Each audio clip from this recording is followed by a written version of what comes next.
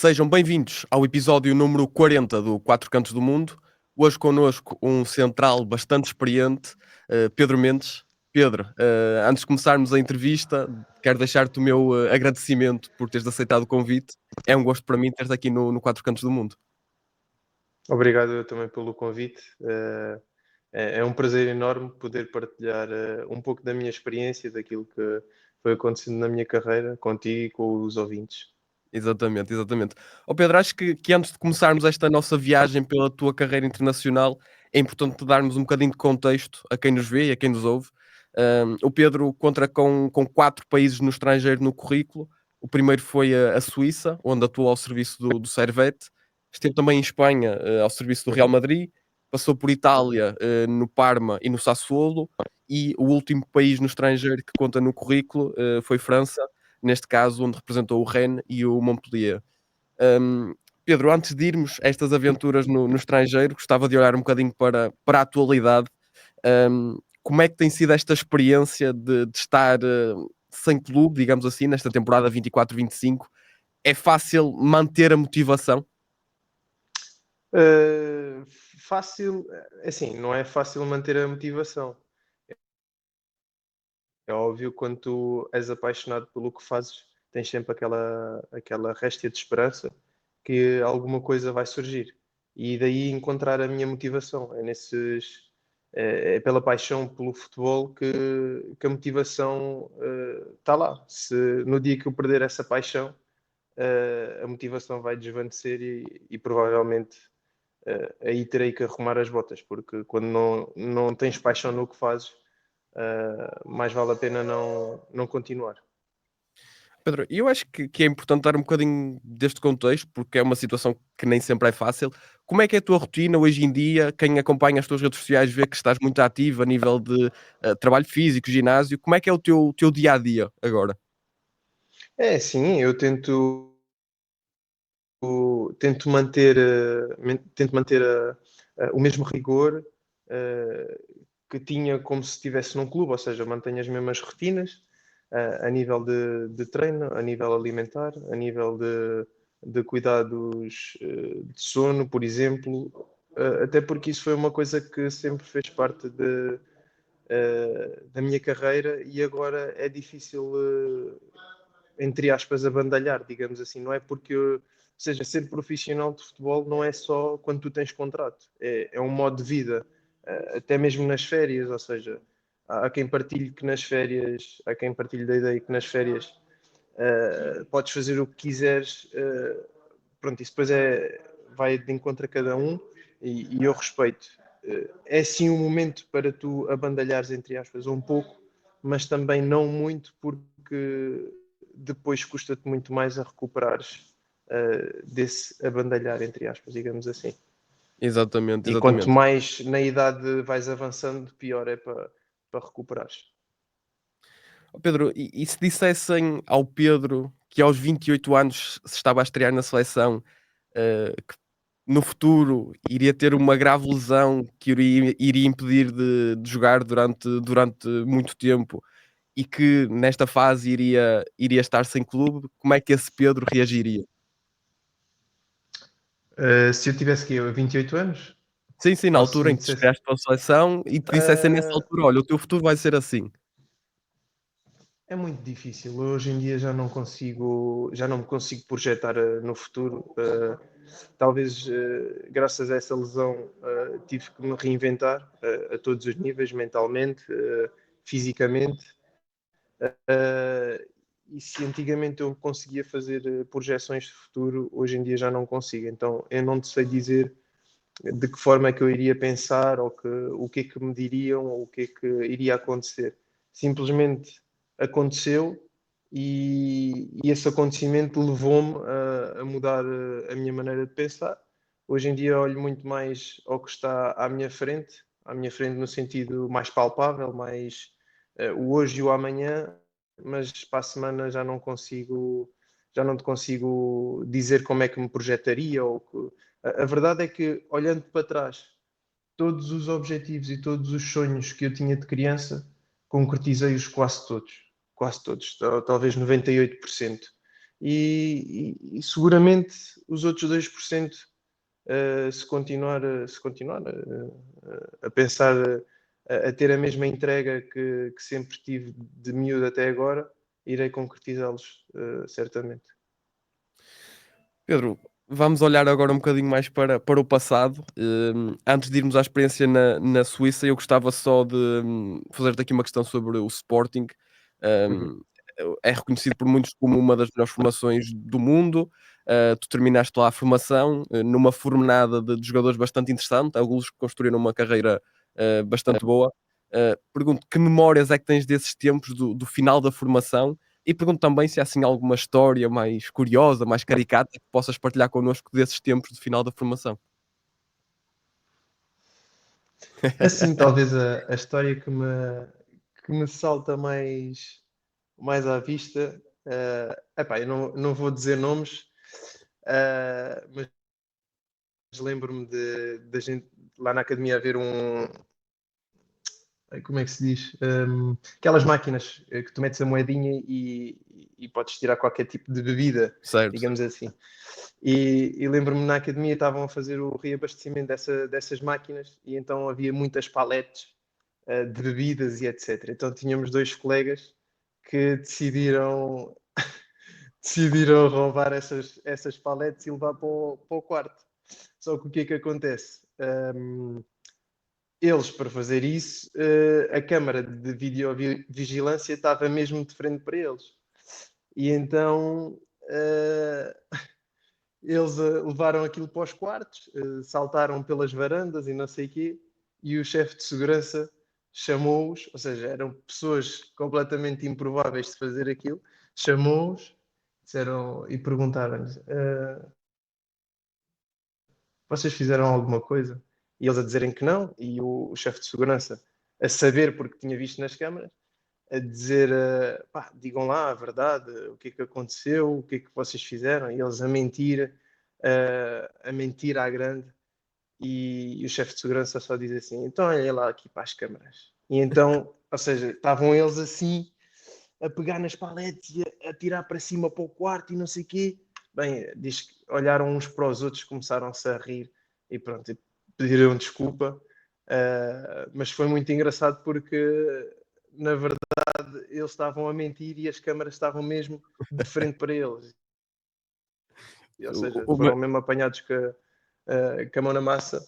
Uh, Não, sem dúvida, é uma excelente Desculpa, história. desculpa. Não, Foram não, apanhados com a mão na massa, pá. Não aconteceu nada de grave. Eles devolveram o que tinham a devolver e aquilo ficou por ali porque eram pessoas que eram, digamos assim, até então eram exemplares e aquilo passou. Opa, na altura não havia redes sociais, não havia telemóveis, então a gente tinha que se divertir com o que havia. Muitas das vezes, sei lá, íamos para o campo, na altura era o futebol, era o campo número 7, que hoje em dia na academia acho que aquilo é um ginásio, e fazíamos jogos, pés descalços, ali aquilo era um campo de futebol 7, mas como era coberto, mesmo que chovesse a gente ia para ali e divertíamos. Era como se estivéssemos a jogar na rua, digamos assim. Era sem regras. Qualquer um podia ir à baliza, lá está.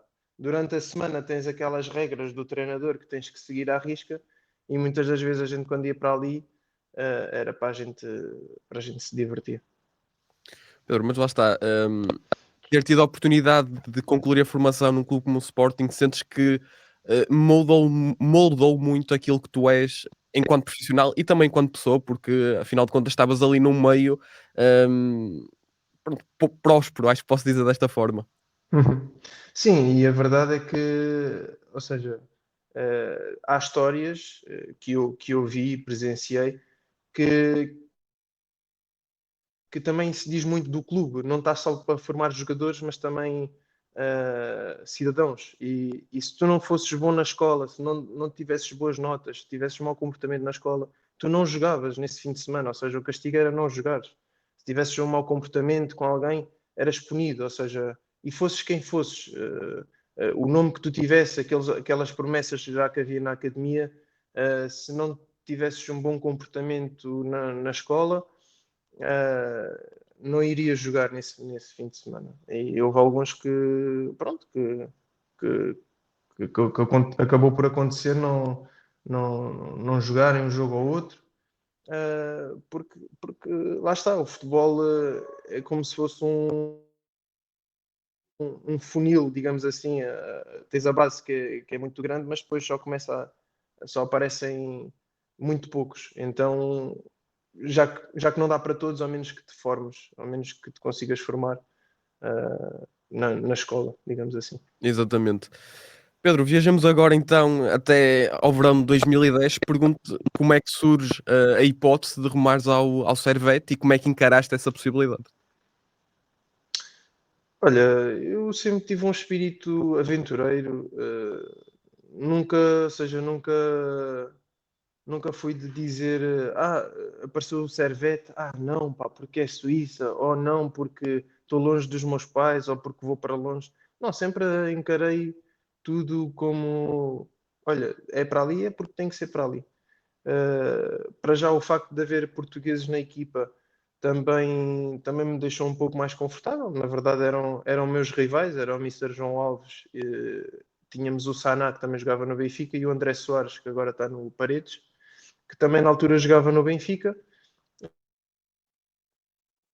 Não os conhecia, conhecia de seleção, mas na seleção, normalmente naquelas gerações, antigamente era mais os sportinguistas dão-se com os sportinguistas, um ou outro benfiquista, dá para se dar, mas havia muitos grupinhos, então graças a Deus eu também, derivado da minha educação, sempre fui muito aberto com toda a gente, sempre me dei com toda a gente, não tinha quesilhas com ninguém, mas, ou seja, havia vários grupinhos, mas isso não impediu que eu abraçasse esse desafio como uma aventura e que acabou por correr bem. Lá está, tudo tem um motivo, se calhar essa aventura e o facto de ter corrido bem leva-me para o Real Madrid. Se tivesse corrido mal, se calhar o meu nome não teria surgido ali com o Jorge Mendes, com o Mourinho, teria surgido um Roderick Miranda, por exemplo, que também era da minha posição, um ano mais novo do que eu, ou poderia ter sido o Nuno Reis, que também era da minha posição, um ano mais novo do que eu, e poderia ter sido um desses dois aí para o Real Madrid. E na verdade fui eu que fui o escolhido, portanto, uh, uh, podes não perceber no momento exato o porquê, mas depois no fim acho que as peças acabam por se encaixar. Pedro, e pergunto, o facto de teres nascido no país, contribuiu de certa forma para que fosse mais fácil aceitares a proposta? Eu não sei se tinhas família, por exemplo, lá ainda, teve algum peso ou foi apenas um pormenor? Não, foi um pormenor, assim, foi um pormenor, mas que também contribuiu no sentido em que, vou jogar no país onde nasci. Porque eu não tinha ligação, não tinha e não tenho ligação nenhuma com a Suíça, ou seja, eu simplesmente nasci porque os meus pais estavam a emigrar na Suíça, como qualquer família imigrante que vai para fora em busca de melhores condições financeiras para a família. E eu nasci ali por acaso, portanto, eu não tenho nenhuma ligação e com apenas um ano de idade da Suíça passei para a Espanha, ou seja, não tenho nada que me ligue à Suíça, a não ser a cédula de nascimento, porque nem sequer o passaporte posso ter o passaporte suíço. Portanto, foi mais, ou seja, não era isso que iria contribuir, porque se tivesse que ir para a Roménia ou para a Bulgária, eu também iria. Portanto, foi simplesmente mais um fator ou seja, se eu agora olhar para trás, é engraçado porque a minha carreira passou por países que eu vivi, não enquanto jogador, mas enquanto cidadão. Ou seja, ainda que bebê, nasci na Suíça e a seguir os meus pais vão para a Espanha, para o Elva.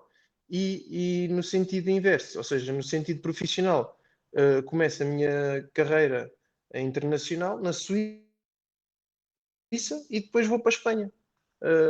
E depois volto para Portugal novamente. E foi exatamente isto que aconteceu na minha infância.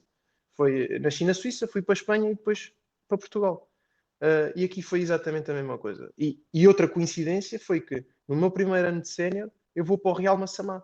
Ou seja, o Real Massamá, que era o clube onde eu comecei a dar os meus primeiros passos. Dos escolinhas, ou seja, até aos infantis. Portanto, é tudo muito engraçado. Ou seja, o primeiro ano de sénior era no Real Massamá. Volto à base a seguir ao Sporting, digamos assim. Foi Real Massamá, Sporting, Real Massamá. E depois começo a tal etapa da minha vida. Suíça e depois Espanha, depois Portugal. E foi exatamente a mesma coisa. Agora enquanto profissional. Ou seja, quem quiser saber o teu próximo clube é só estudar um bocadinho a tua vida, a tua carreira que descobre, não é? É uma boa teoria, é uma boa teoria. Ó Pedro, olha, e pergunto, tu próprio dizes que não tens qualquer ligação com a Suíça, e eu não sei se a pergunta que eu estou a fazer é se é minimamente descabida ou não, mas logo veremos. Nunca houve a possibilidade de jogares pela seleção suíça? Nunca foste abordado nesse sentido? Houve essa possibilidade, inclusive o Gelson Fernandes, na altura que eu estava no Stade Rennais, o Gelson Fernandes, que jogou também no Sporting, também coincidi com ele algumas vezes quando ia à equipa principal, ele estava lá e depois jogámos juntos no Stade Rennais. E como ele é suíço e tem alguma influência, agora inclusive trabalha para a FIFA, ele já na altura dava-se bem com a federação e não sei o quê, e ele disse-me: Olha, e se a gente tratasse do teu passaporte? Acho que tinhas possibilidade de entrares na seleção suíça, até porque estamos numa fase em que não temos muitos centrais na altura. Acho que na altura era o Filipe Senders, era assim o único nome de alguém de renome, digamos assim, e estamos numa fase de reestruturação. E eu disse, ok, nessa altura ainda nem sequer tinha sido pré-convocado para a seleção nacional, não se falava em nada disso, também não estava numa fase ascendente da minha carreira, quer dizer, estava numa fase ascendente da minha carreira, mas ainda não me tinha Ainda numa fase imposto, digamos precoce, não é? assim, não era regularmente titular, portanto não se falaria disso certamente.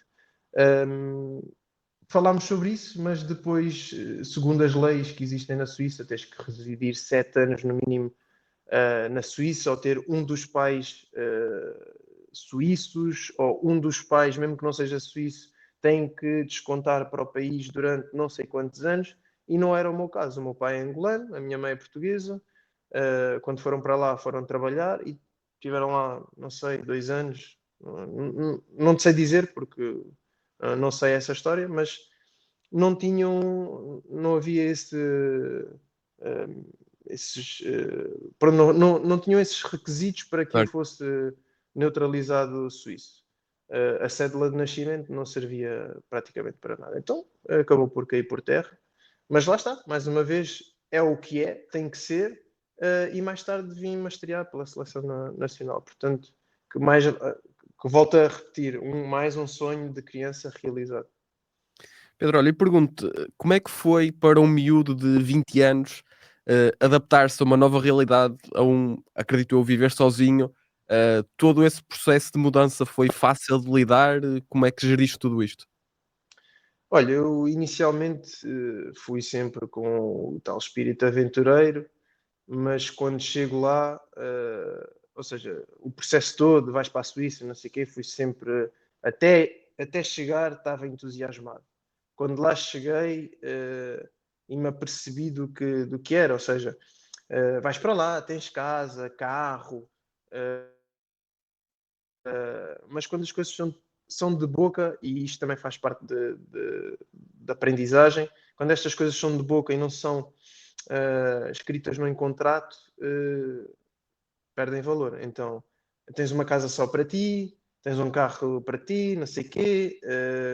Ok, chego lá e vejo uma moradia térrea e eu digo assim: sim senhora, espetáculo. Mas ainda assim, o facto, quando tu chegas lá sozinho, de malas aviadas, aí sim bate de frente, ou seja, sim, agora estou aqui e já não há volta a dar, já não podes dizer que não queres e queres ir outra vez ter com os teus pais e estar na tua zona de conforto. Mas isto para dizer o quê? Quando vejo a moradia térrea e tal, digo, sim senhora, vou ser bem tratado aqui e tal. Não é que não tenha sido, atenção, mas, ou seja, quando as coisas não são descritas em contrato, depois podes apanhar algumas surpresas. E então o roupeiro, que era um bocadinho o faz tudo dali, começa-me a dizer: pronto, então vou-te ajudar a levar as malas lá para cima. Eu disse: lá para cima? Então a entrada não é aqui. Não, não, é lá em cima. Eu achei estranho, uma moradia térrea, como é que a entrada é lá em cima? Na verdade, aquilo é uma moradia térrea, mas por dentro tens vários andares. Ou seja, o meu andar era o terceiro, mas o meu andar ou o meu apartamento era um sótão, digamos assim. Ou seja, era uma sala-quarto, tinha um móvel embutido na parede, que tu descias aquilo e aquilo era a cama. Pronto. E tinha uma casa de banho e a cozinha. Pronto, era este o meu apartamento que tu, quando estás de fora, te dizes assim: ei, espetáculo, uma casa só para mim e tal, isto dá para receber a família, amigos e não sei o quê. E na verdade, quando começas a subir, eu começo a subir, começo a ver o teto a afunilar e eu assim, mas eu vou para onde? Vou para uma arrecadação ou quê? Então chego lá acima e deparo-me com aquilo, lá está. Eu já tinha a minha própria casa no Montijo, na altura que saí da formação de Sporting, investi logo no meu apartamento. Estava super confortável, um T3, tinha as minhas coisas, o meu quarto, tinha imenso espaço e deparo-me com aquela situação que não estava nada à espera, ou seja, ninguém me preparou para aquilo. Mas pronto, isto para dizer o quê?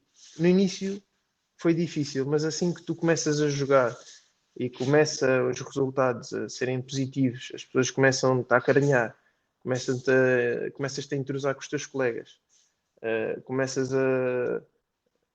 Aquilo foi um menor dos problemas, ou seja, a casa já era muito fixe, o sítio já era muito fixe, já dava para receber também amigos à mesma, ou seja, aquilo simplesmente são pormenores, não, o mais importante não é aquilo são pormenores, o mais importante é a bola, é o campo, é as condições de trabalho.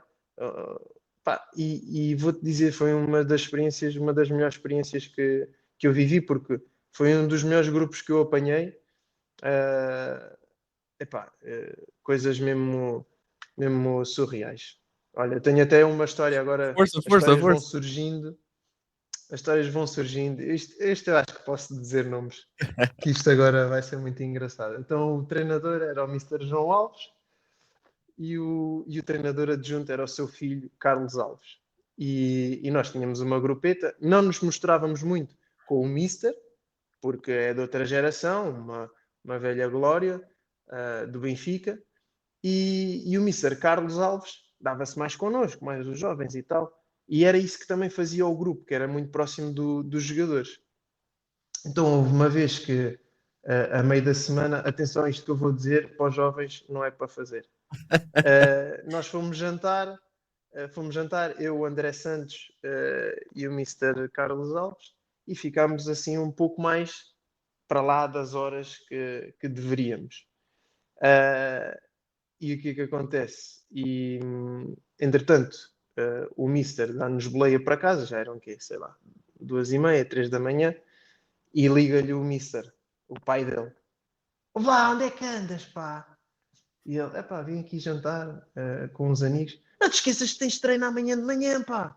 Mas que andas a brincar com isto? E nós no carro, eu e o André Soares atrás no carro, a rir, ou seja, aquilo parecia o pai a dar uma dura a um filho, como eu dou agora à minha filha de 8 anos. E vem já para casa, estás a ouvir? E ele, está bem, eu vou já, eu vou já. E nós os três a rir no carro, pá, no dia a seguir fomos para o treino, na mesma, de igual modo.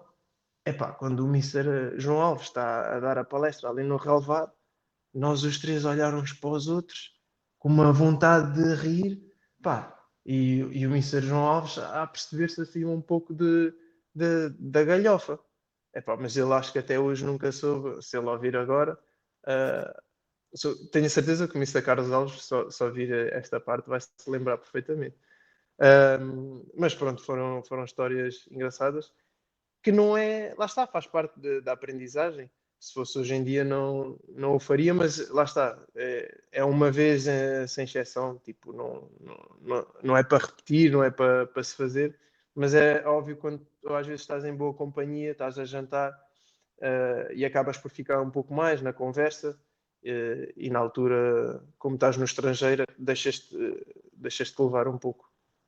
Sim, e lá está. E eu acho que uma das coisas que mais tenho aprendido com este podcast é que o futebol são muitas pessoas, não é?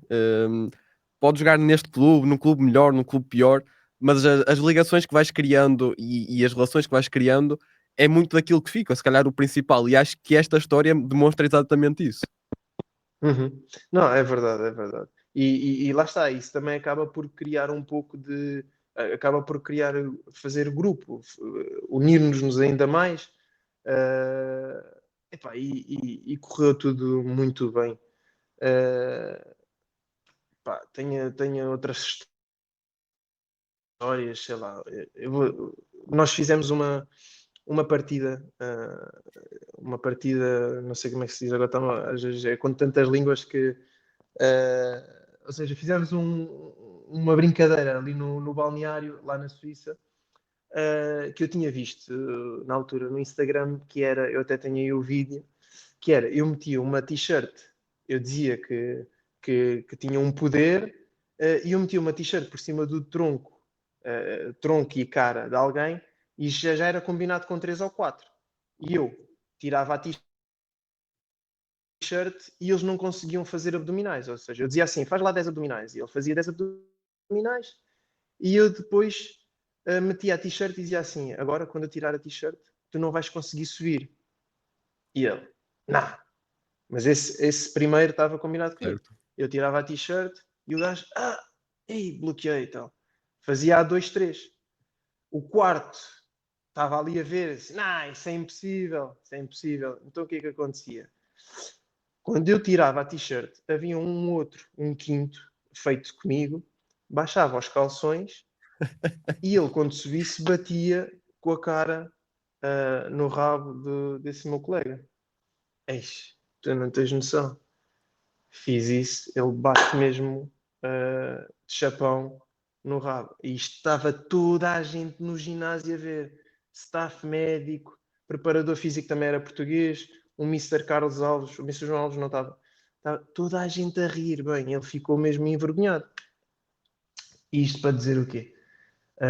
O gajo no dia a seguir sentiu-se, opá, sentiu-se mesmo envergonhado, então já não falava com ninguém, era um gajo que falava muito com o pessoal, era muito brincalhão, muito divertido, mas, ou seja, tudo o que ele fazia aos outros, aquilo tocou-lhe a ele, então não gostou muito, ficou assim meio reprimido. E o que é que acontece? Esse meu colega que baixou os calções disse: se ganharmos, eu juro que te dou um beijo no rabo, só para compensar. E assim foi, juro-te, e assim foi. Nós ganhámos e no balneário dissemos assim: agora tens que cumprir com a promessa. E ele: então vá, baixa lá e os calções. Ele baixou os calções, deu-lhe um beijo, epá, e ficou tudo sanado. Epá, mas é para te dizer, tipo, que foi dos melhores grupos que apanhei, que tive, entre outras brincadeiras e de outras maroscas que fizemos, mas que lá está. O grupo vivia de tal maneira tão bem que isso nos permitiu subir de divisão. Ou seja, o Servete acho que já não subia de divisão há não sei quantos anos, e naquilo era o único clube da cidade, ou seja, de Geneve. E a cidade mereciam ter aquele clube na primeira divisão. E isso levou-nos a acabar por subir de divisão. Opá, e foi uma festa. Eu acabei por falhar essa festa porque na altura, quando eras convocado para o Sub-21, os campeonatos não havia campeonatos que não paravam.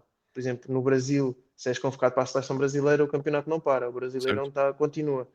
E ali acho que a segunda divisão suíça era igual. Então acabei tinha que optar ou Sub-21 ou fazer os playoffs de subida. E acabei por falhar a festa, mas quando via as fotos e os vídeos foi uma loucura.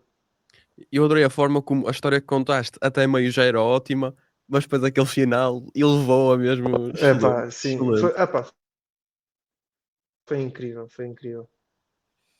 Ó Pedro, olha, e gostava de te perguntar também, São coisas que vão aparecendo assim na minha cabeça. Tipo, se tu me disseres, conta-me aí umas histórias, tipo, é difícil, porque já passei por tantos clubes e tantas experiências, mas depois vão saindo algumas histórias. claro, claro, claro. Olha, só para finalizar este capítulo da Suíça, gostava de fazer uma perguntinha um bocadinho mais geral sobre a qualidade de vida do país. Eu acho que é unanimemente considerado um dos melhores países para se viver. Como é que descreves É a top, experiência que tiveste na Suíça? é top. Eu acho que todos os países deveriam de pegar na Suíça como exemplo de cidadania, ou seja, tu não vês lixo no chão, tu não vês um cocó de cão na rua, tu não vês uma. Pá, não digo que não vejas, é que podes ver, mas não. É raro. Um lixo no chão, se tu mandas lixo para o chão, apanhas uma multa, às 10 horas não há barulho nas casas, ou seja, os transportes públicos funcionam, ou seja, um país frio, tu vais num autocarro e tu vais super confortável, ou seja, é raro, é raro ver criminalidade ali, é raro veres. Não digo que não haja, deve haver no mundo inteiro, mas é raro. Eu acho que quem tiver a oportunidade. Agora, é extremamente caro. Lembro-me de um café na Esplanada, era para aí 4 euros, o equivalente a 4 euros. Uma Coca-Cola na Esplanada era diferente da Esplanada e de lá dentro, mas sei lá, 5 euros uma Coca-Cola era surreal, mas pronto, em termos de qualidade de vida, se tiver que aconselhar as pessoas a terem essa experiência, que a tenham. Nunca vi igual de outros países onde já tive. Não, acredito que os países nórdicos também, Finlândia, Noruega, por aí também acredito que tenham esse mindset também. Sim, eu acho que é um bocadinho essa questão mesmo de mentalidade, até pelo que vou ouvindo aqui, de quem já esteve na Suíça, Finlândia, Dinamarca, acho que há aí uma mentalidade mesmo diferente nesta questão de dia a Uhum. dia, não é? Uhum. São Olha, muito respeituosos com as regras e as leis do país.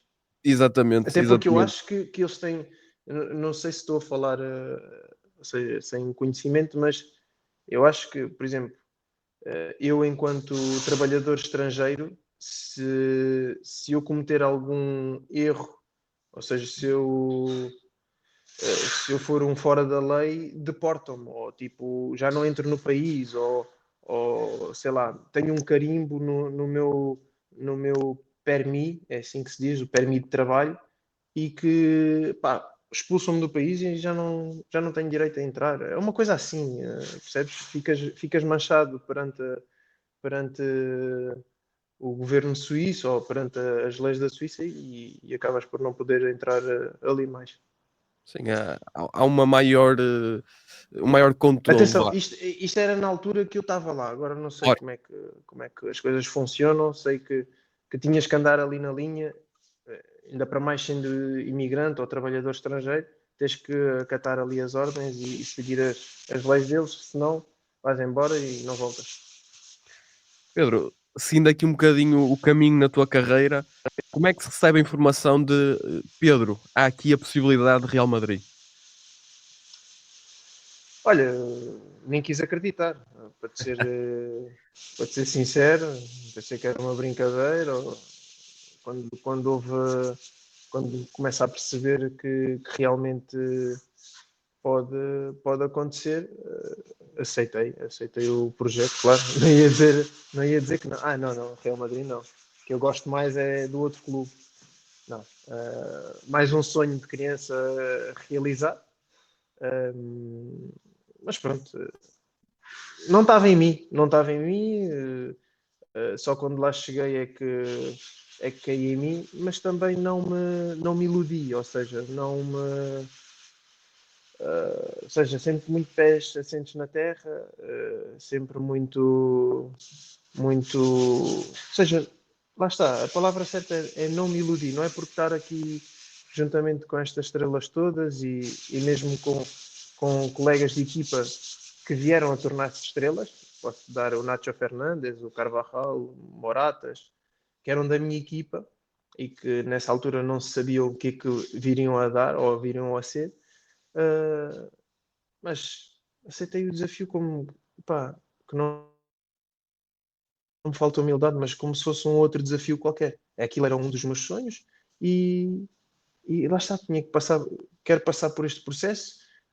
Na altura, para te contextualizar, eu fui sempre emprestado, ou seja, a partir do Sim, meu primeiro ano de sénior no Sporting, fui sempre emprestado. E gostei tanto do Servette que queria lá ficar mais um ano e jogar a primeira divisão com o Servette. Não foi possível. Não me perguntes o porquê, são coisas que me ultrapassam. Não foi possível. Apareceu o Real Madrid. Ok, vamos para o Real Madrid. Então, tinha que ser. Não ficar ali tinha que ser. Ok. Agora estou aqui no Real Madrid. Aproveitei o momento, aproveitei as oportunidades que me foram dadas. Correu bem no geral e no fim correu bem. Não correu tão bem como eu idealizava, mas no geral correu bem. É mais um objetivo. Olha, subimos da segunda B para a segunda divisão, que também já há muito tempo que não subiam. O meu objetivo é ficar aqui. Havia essa possibilidade, o treinador conversou comigo 2 vezes para que eu ficasse e fizesse parte do plantel para atacar a segunda liga no ano seguinte. Por 2 vezes falámos, cara a cara, ou seja, isto até falámos, para te dizer, falámos na discoteca. Vê? Ou seja, isto porquê? Nós, eu estou a adorar a na fase maneira de como grupos, tu e treinadores iam sempre para a noite de alguma forma. Estou a gostar, yeah. estou a gostar. Isto porquê? Isto porquê? Nós ganhámos a fase de grupos, ficámos em primeiro e depois há uma espécie de uma liguilha entre quatro clubes. Já não me recordo, acho que é os 2 primeiros da parte de cima e os 2 primeiros da parte de baixo. E depois dessa liguilha, os primeiros classificados fazem a grande final, digamos assim, para ver o campeão da segunda B, quem é o campeão da segunda B. E nós, nessa primeira fase, para festejar essa qualificação para a liguilha, saímos todos, fomos jantar, saímos todos, staff, tudo incluído, toda a gente incluída. E é aí que ele me aborda a primeira vez, Pedro. Olha, não começou da melhor maneira para ti, acredito que tenha sido difícil a tua integração, porque epá, por outros motivos, mas acabaste por conquistar o grupo com a tua humildade, com a tua maneira de ser. Acho que és apreciado por toda a gente aqui no grupo. Sei que estás aqui por empréstimo, mas qual é a possibilidade que achas viável? Eu gostava de continuar a trabalhar contigo, achas viável da tua parte? Eu disse, isso era adorável. Seria um sonho continuar aqui. Tenho que falar com o meu empresário, evidentemente, porque como estou emprestado, isto ultrapassa-me. Por mim, tudo bem. Ok. Fizemos a liguilha, vamos à finalíssima e na finalíssima ganhamos outra vez. Sair à noite, todos juntos, festejar, campeões da segunda B, espanhola, etc. Pedro, como é que é? Já falaste com o teu empresário? Eu disse, já falei, mas já existe aqui a situação do Sporting, porque tenho uma cláusula de compra, que era 3 ou 4 milhões, mas porque não renegociar um empréstimo com uma opção mais baixa? Não sei, mas por mim está ok. Não sei o que se passou, mais uma vez, coisas que me ultrapassam. Não foi possível ficar. Na reunião final, ou seja, a reunião final era praticamente eles iriam reestruturar a equipa para atacar a segunda Liga Espanhola, ou seja, iriam ver quem é que ficaria e quem não ficaria, e daí tínhamos ou seja, uma reunião, um tete-a-tete, digamos assim, entre o jogador, o treinador e o diretor, o coordenador da formação, digamos assim.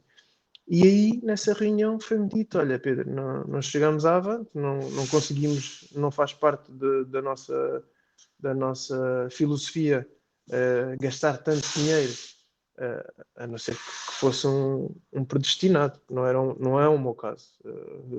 A menos que fosse um talento puro, que não é o meu caso. Eu sou um jogador de trabalho e por aí, percebes? E por aí. Mas não tenho esse dom de talento, não é esse o meu caso. E eles explicaram, Pedro, não vamos avançar com essa cláusula porque achamos que é demasiado elevada para o que é. Pronto, pronto. Apertamos as mãos, muito agradecido, muito obrigado. E lá está, volto ao Sporting porque continuava a fazer parte contratualmente do Sporting.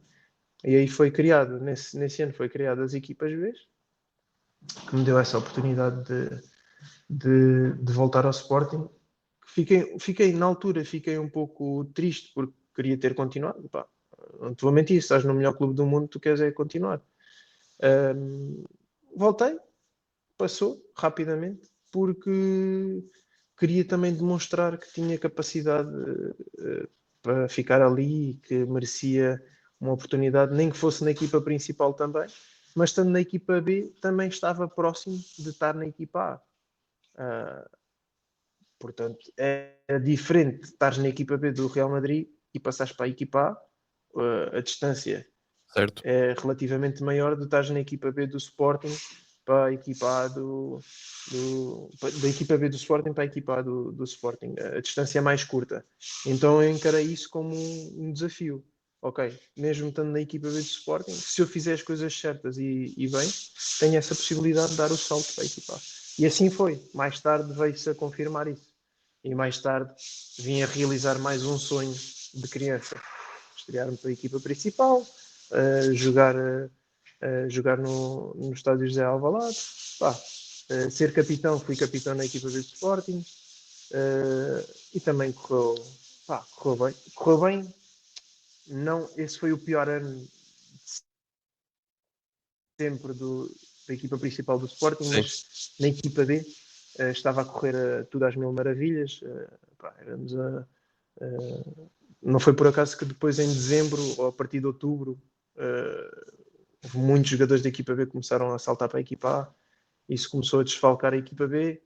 Pá, e ainda assim a equipa B manteve, porque também tínhamos um bom espírito de equipa, e manteve sempre ali, acho que terminámos em quarto, se não estou em erro, quarto, quinto lugar.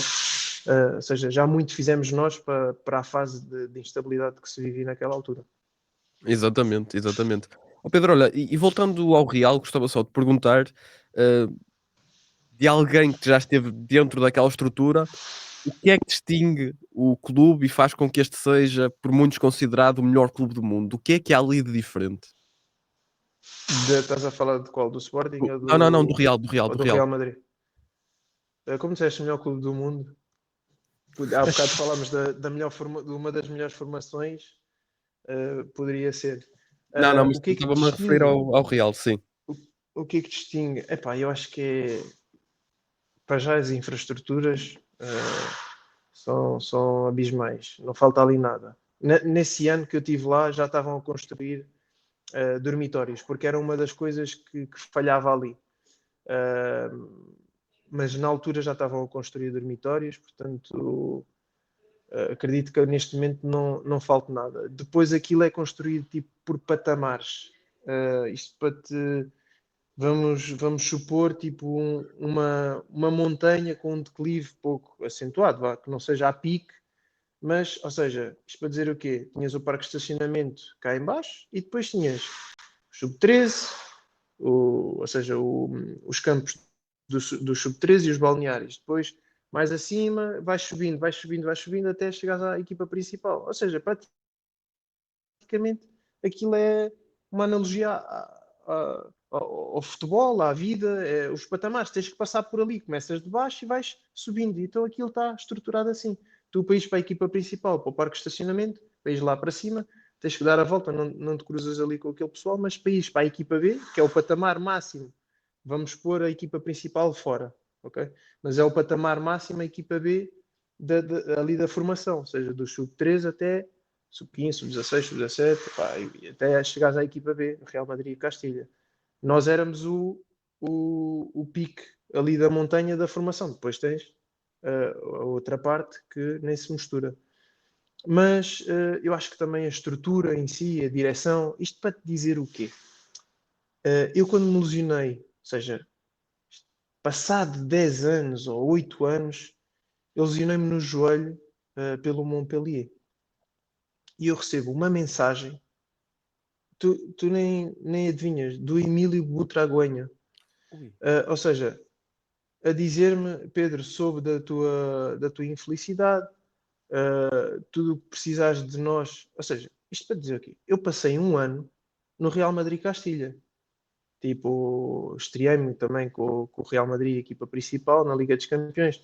Mas não é que eu deixei uma grande marca, nem uma grande nem uma pequena. Fiz parte da história da subida do Castilha da segunda B para a segunda, mas não é que eu marquei um golo que os levou, que deu a vitória, que isto, que, ou fiz um corte que salvou e que se sofrêssemos esse golo que nos. Não, ou seja, eu marquei a história como outro qualquer. Ou seja, passado 10 anos, ou 8 anos, ilusionei-me, já poderiam ter perdido o rastro,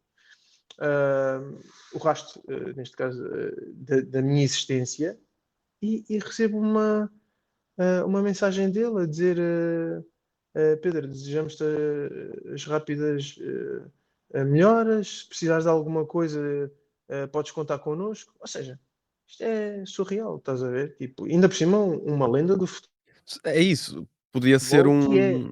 um diretor qualquer, entre Percebes? Então, aspas, mas tipo,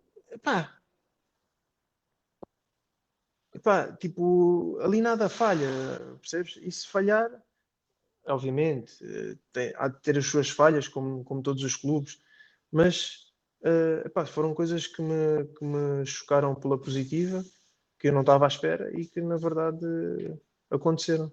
Portanto, eu acho que ali no dia que aquilo, clubes como o Real Madrid tiverem a passar dificuldades, então acho que o futebol está todo a passar dificuldades ou uma catástrofe geral no mundo do futebol. Que é um clube muito grande mesmo, muito grande, muito grande. Tu imagina, tu jogas o Real Madrid ao Osasuna e há pessoas que vêm do Japão, da Coreia, da China, do Bangladesh para ver aquele jogo. Ou seja, se for preciso, pagam viagens, pagam para ver aquele espetáculo, percebes? Aquilo ou seja, é um espetáculo, digamos assim. exatamente.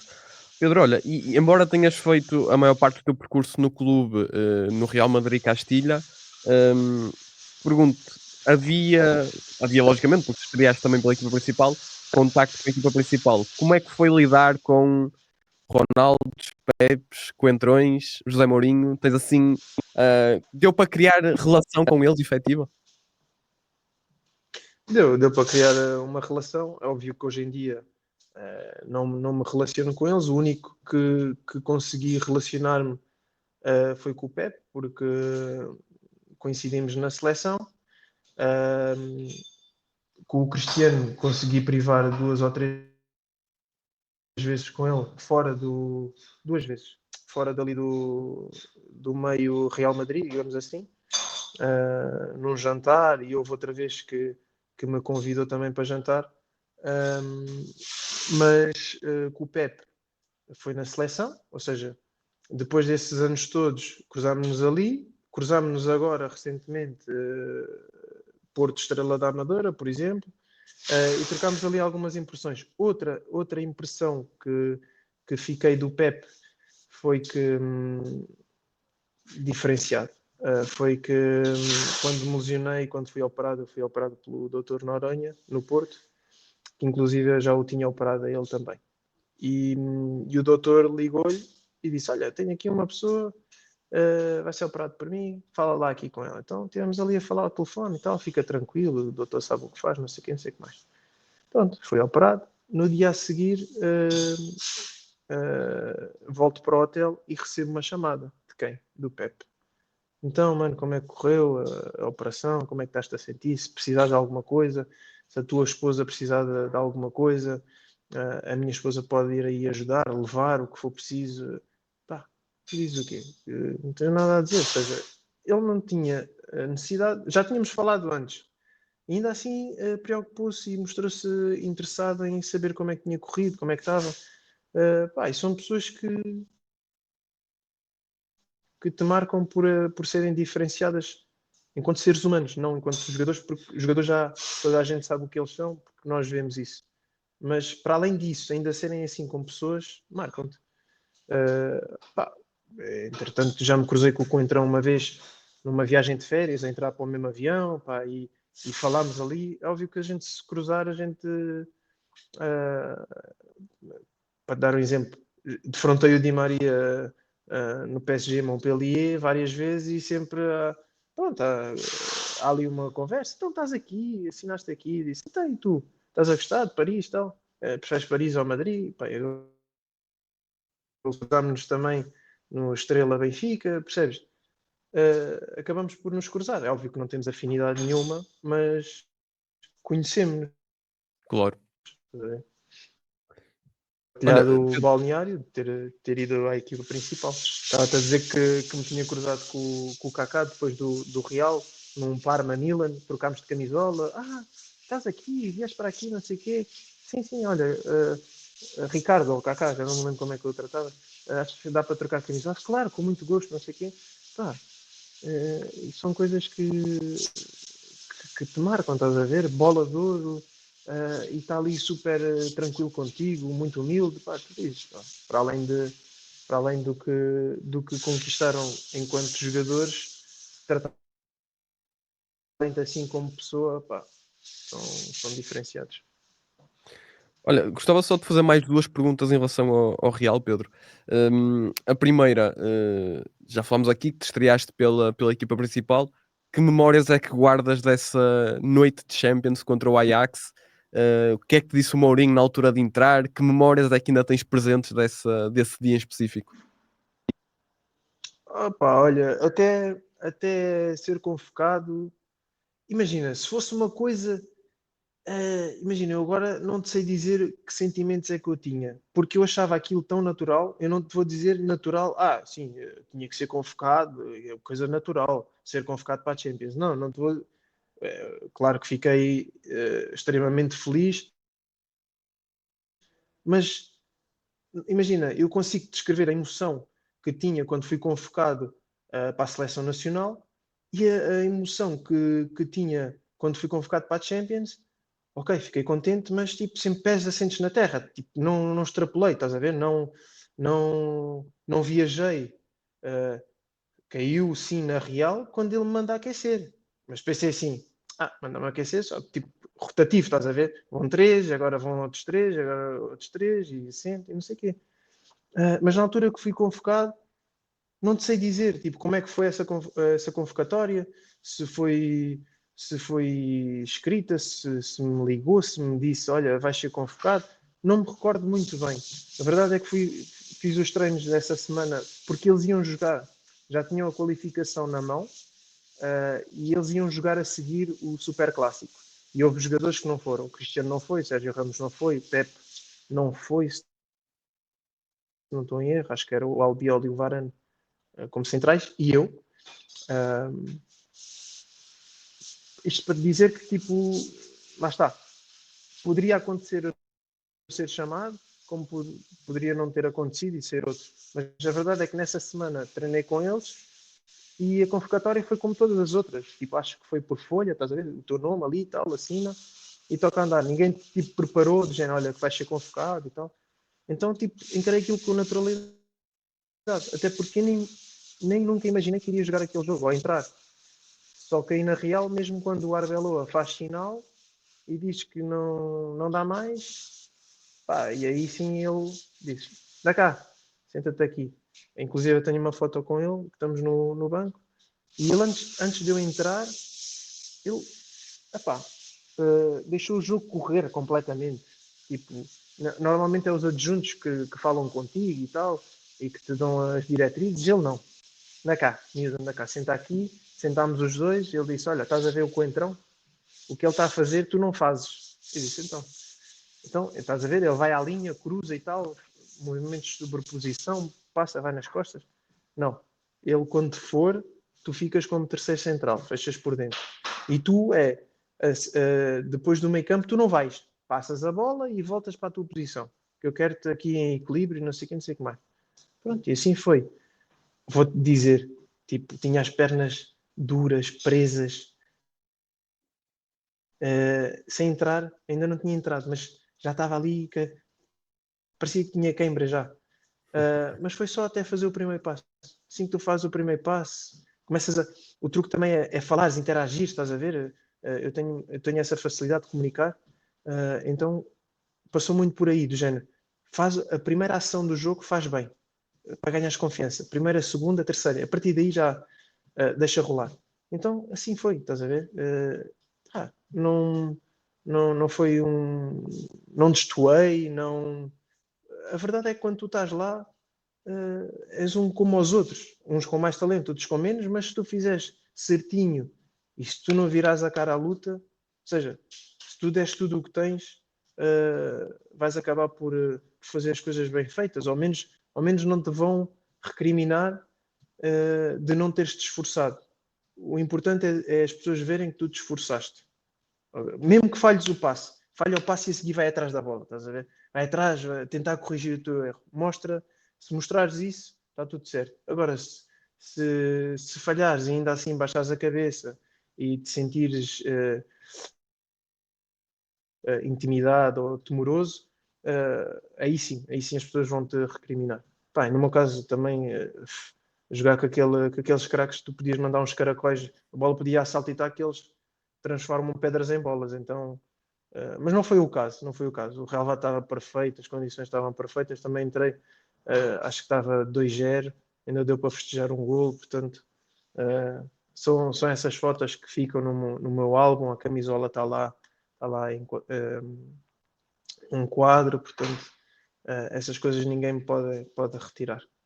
Exatamente, exatamente. Olha, e só mesmo para terminar, tu já foste falando um bocadinho dos jogadores com quem te cruzaste no Real Madrid Castilha, Uhum. Carvajal, Morata, Nacho. Gostava de fazer aqui a pergunta um bocadinho inversa, ou seja, tiveste jogadores que tiveram grandes carreiras. Qual foi o jogador do plantel que te desiludiu um bocadinho e não teve a carreira que na altura estavas à espera que viesse a ter? No Castilha, Sim, José Rodrigues. Ainda assim teve bastantes oportunidades. Lembro-me na altura, era um jogador diferenciado pela qualidade técnica e também diferenciado não tão positivamente pela mentalidade, pela cabeça dele. Ou seja, fervia em pouca água, ou seja, era um miúdo na altura com 16 anos e jogava connosco, que já tínhamos 20, 21, já tínhamos outra maturidade, e via-se que a maneira como ele pegava, como ia para cima no 1 para 1, só que depois não lhe podias dar uma reprimenda que mandava-te para outro sítio, se fosse substituído, sei lá, já estávamos a ganhar 5-0, ele se calhar marcou 3 golos, é substituído, ou marcou 2, é substituído, e manda um murro no banco de suplentes porque queria ter ficado e queria ter marcado 4 golos em vez de 2, estás a ver? Uh, Tinha esse tipo de comportamento. Há quem diga que é ambicioso, há quem olhe para isto e diga, mas é ambicioso, quer mais. E há outros que digam, está bem, olha, já tem tiques de peneirente e de vedeta. A verdade é que ele, houve uma altura que o Cristiano acho que se lesionou e não pôde contribuir, e então já se falava do Ressé como o futuro Cristiano. E a verdade é que cada vez, é tipo um joker, cada vez que entrava, o Ressé marcava. E não foi por acaso que ele foi vendido do Real Madrid para o Paris Saint-Germain, porque se perspectivava nele já um grande futuro. A verdade é que esse lado, essa parte de caráter e de mentalidade não o ajudou. Se calhar não teve pessoas ao lado que o ajudaram nesse sentido. Não sei, não posso também estar aqui a falar, mas a verdade é que teve várias oportunidades para mostrar, inclusive veio para o Sporting, e agora está na Malásia. penso que sim, Foi que um estás a falar. rapaz, eu continuo a acompanhá-lo, foi um rapaz dos poucos, digamos assim, que se dava com ele no balneário da equipa B, porque lá está, os outros, ainda que sendo espanhóis ou não, viam aquilo como vedetismo e não gostavam disso. E eu era dos poucos que eu conseguia chegar até ele, estás a ver? Eu e mais um, na verdade éramos três. Um, Inclusive, também posso dizer o Morata, nessa altura, sofria um pouco. Ele agora falou de um tema de ansiedade,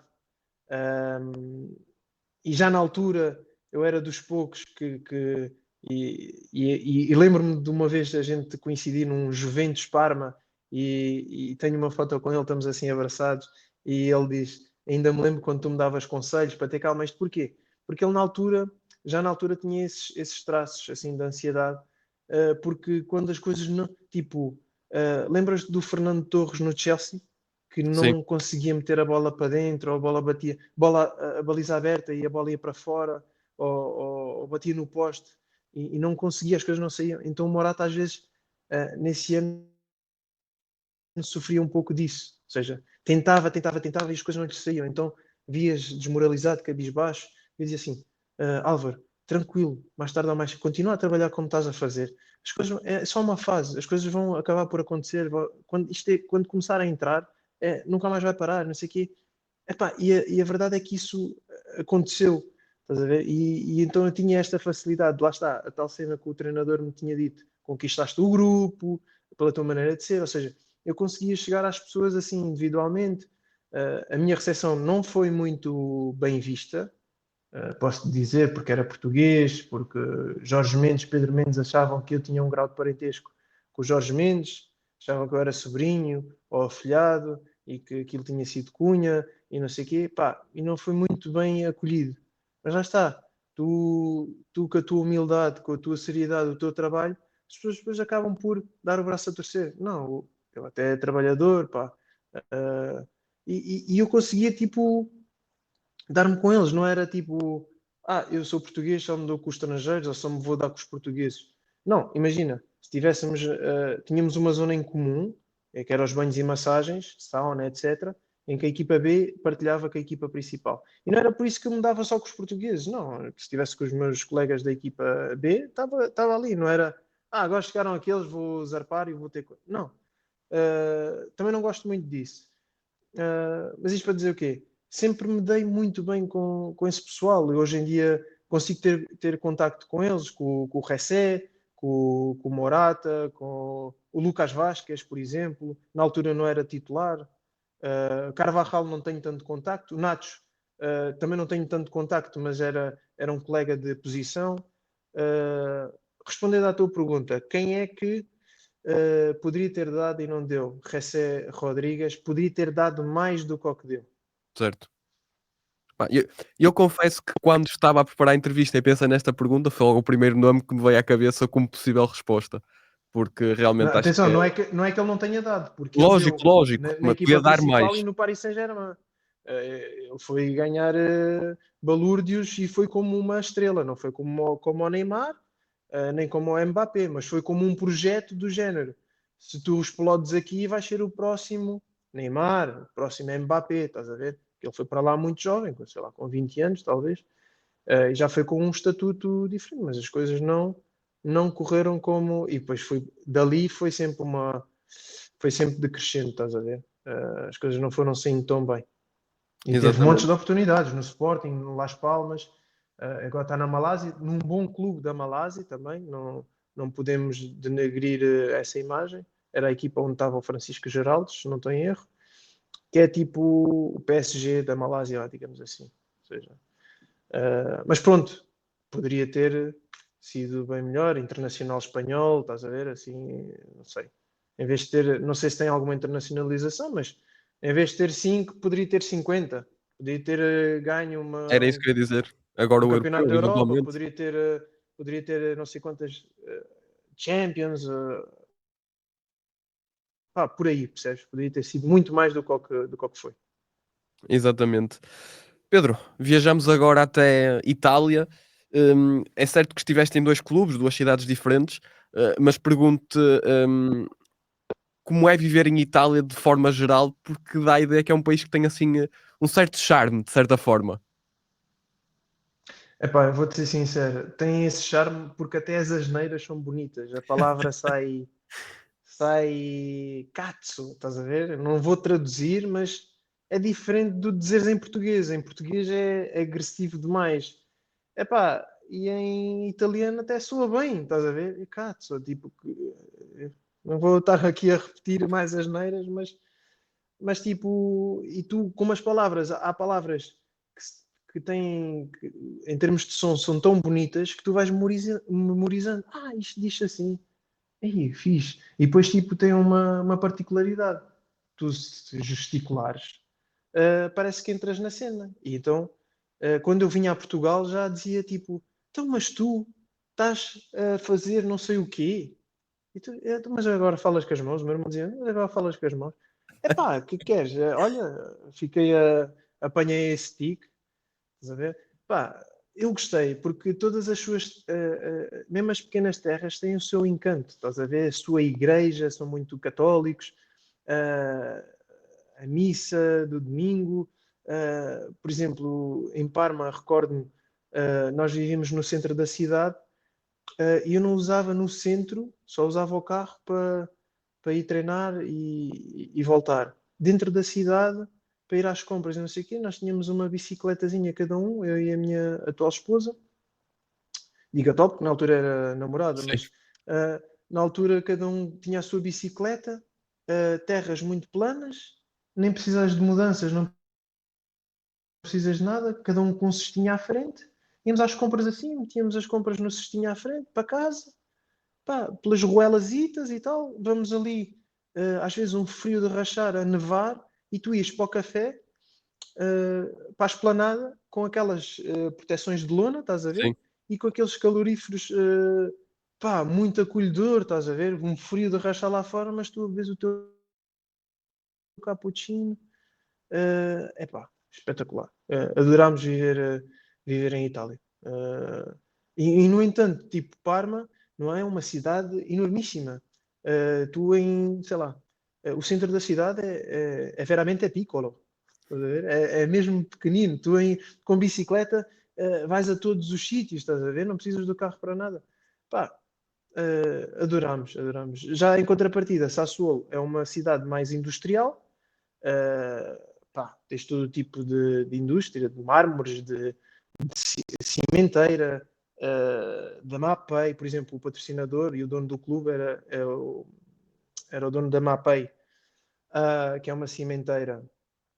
Mas a cidade em si não tem assim grande coisa, é uma cidade ainda mais pequena do que Parma, e havia muitos jogadores que viviam em Módena. Módena, que era o rival do Sassuolo, porque era a cidade ali mais próxima, mas enquanto cidade de Módena já era mais cidade, digamos assim. Em termos de cidade, gostei mais de Parma. Então, para comer pasta, massa, enchidos, pizzas, se não tivesse cuidado, a gente engordava ali uns quilitos. Parmigiano, o típico parmesão, bresaola, prosciutto, epá, divino, divino. Uma experiência também, olha, que eu digo para as pessoas, se tiverem a oportunidade de fazerem. Não digo só Parma, mas Itália em si tem sítios muito bonitos. Sim, ó Pedro, e, corrige-me se estiver errado. Logicamente não é isso que te faz decidir: "Ok, vou escolher este clube ou este", mas tu saberes que vais para um país no qual vais encontrar esse tipo de condições, essa cultura, também é um aspecto positivo na hora de decidir, ou seja: "Ok, vou viver para a Itália, que sei que é um país que tem todos estes aspectos que posso ir explorando ao longo do tempo". Sim, vou-te ser sincero, o que recaiu na minha decisão de ir para a Itália e para Parma, concretamente, foi o facto de ainda estar numa fase embrionária da minha carreira e que se sabe que Itália, por si só, tinha, na altura, os melhores defesas do mundo. Era onde se defendia melhor, era a escola defendia muito isso, a maneira como as equipas cínicas, o defender bem e atacar eficazmente, e isso contribuiu muito, ou seja, eu não vou já pensar que vou chegar lá a ver e vencer, vou ser titularíssimo, mas mesmo que faça um ano de aprendizagem, mesmo que faça um ano, não tanta regularidade como titular, mas vou lá para aprender com os mais velhos, vou ver, pá, e acho que para mim foi tipo, era como eu fosse fazer um mestrado, estás a ver, na minha área. Então aceitei esse projeto, encantou-me pelo facto, o principal foi a forma como se defende, a exigência, o profissionalismo, e depois, claro, tudo o resto, o país, a cidade e isso tudo, veio a favor, estás a ver? Mas o facto, porque se fosse, lá está, como te disse, se fosse na Alemanha que me dissesse assim, olha, na Alemanha que se defende muito bem e é aqui que saíram as melhores defesas do mundo e não sei o quê, tem a melhor escola de defesas. Ok, vamos. Mas a cidade e o país não é tão bom para ver. Não, não. O principal é isto. É isto que me vai levar ao meu doutoramento, ao meu, digamos assim, ao meu Erasmus foi para isto que eu me especializei para ser defesa, então, mas é para aqui que eu vou. A comida e a cultura que se lixe, isso vem para depois. Irei adaptar-me. Mas ali em Itália, pronto, é juntar o útil ao agradável. Estou num país em que fazem os melhores defesas do mundo. Era um clube mítico, um clube onde passaram jogadores que, inclusive, passou um dos meus ídolos, Fábio Cannavaro, e entre outras lendas.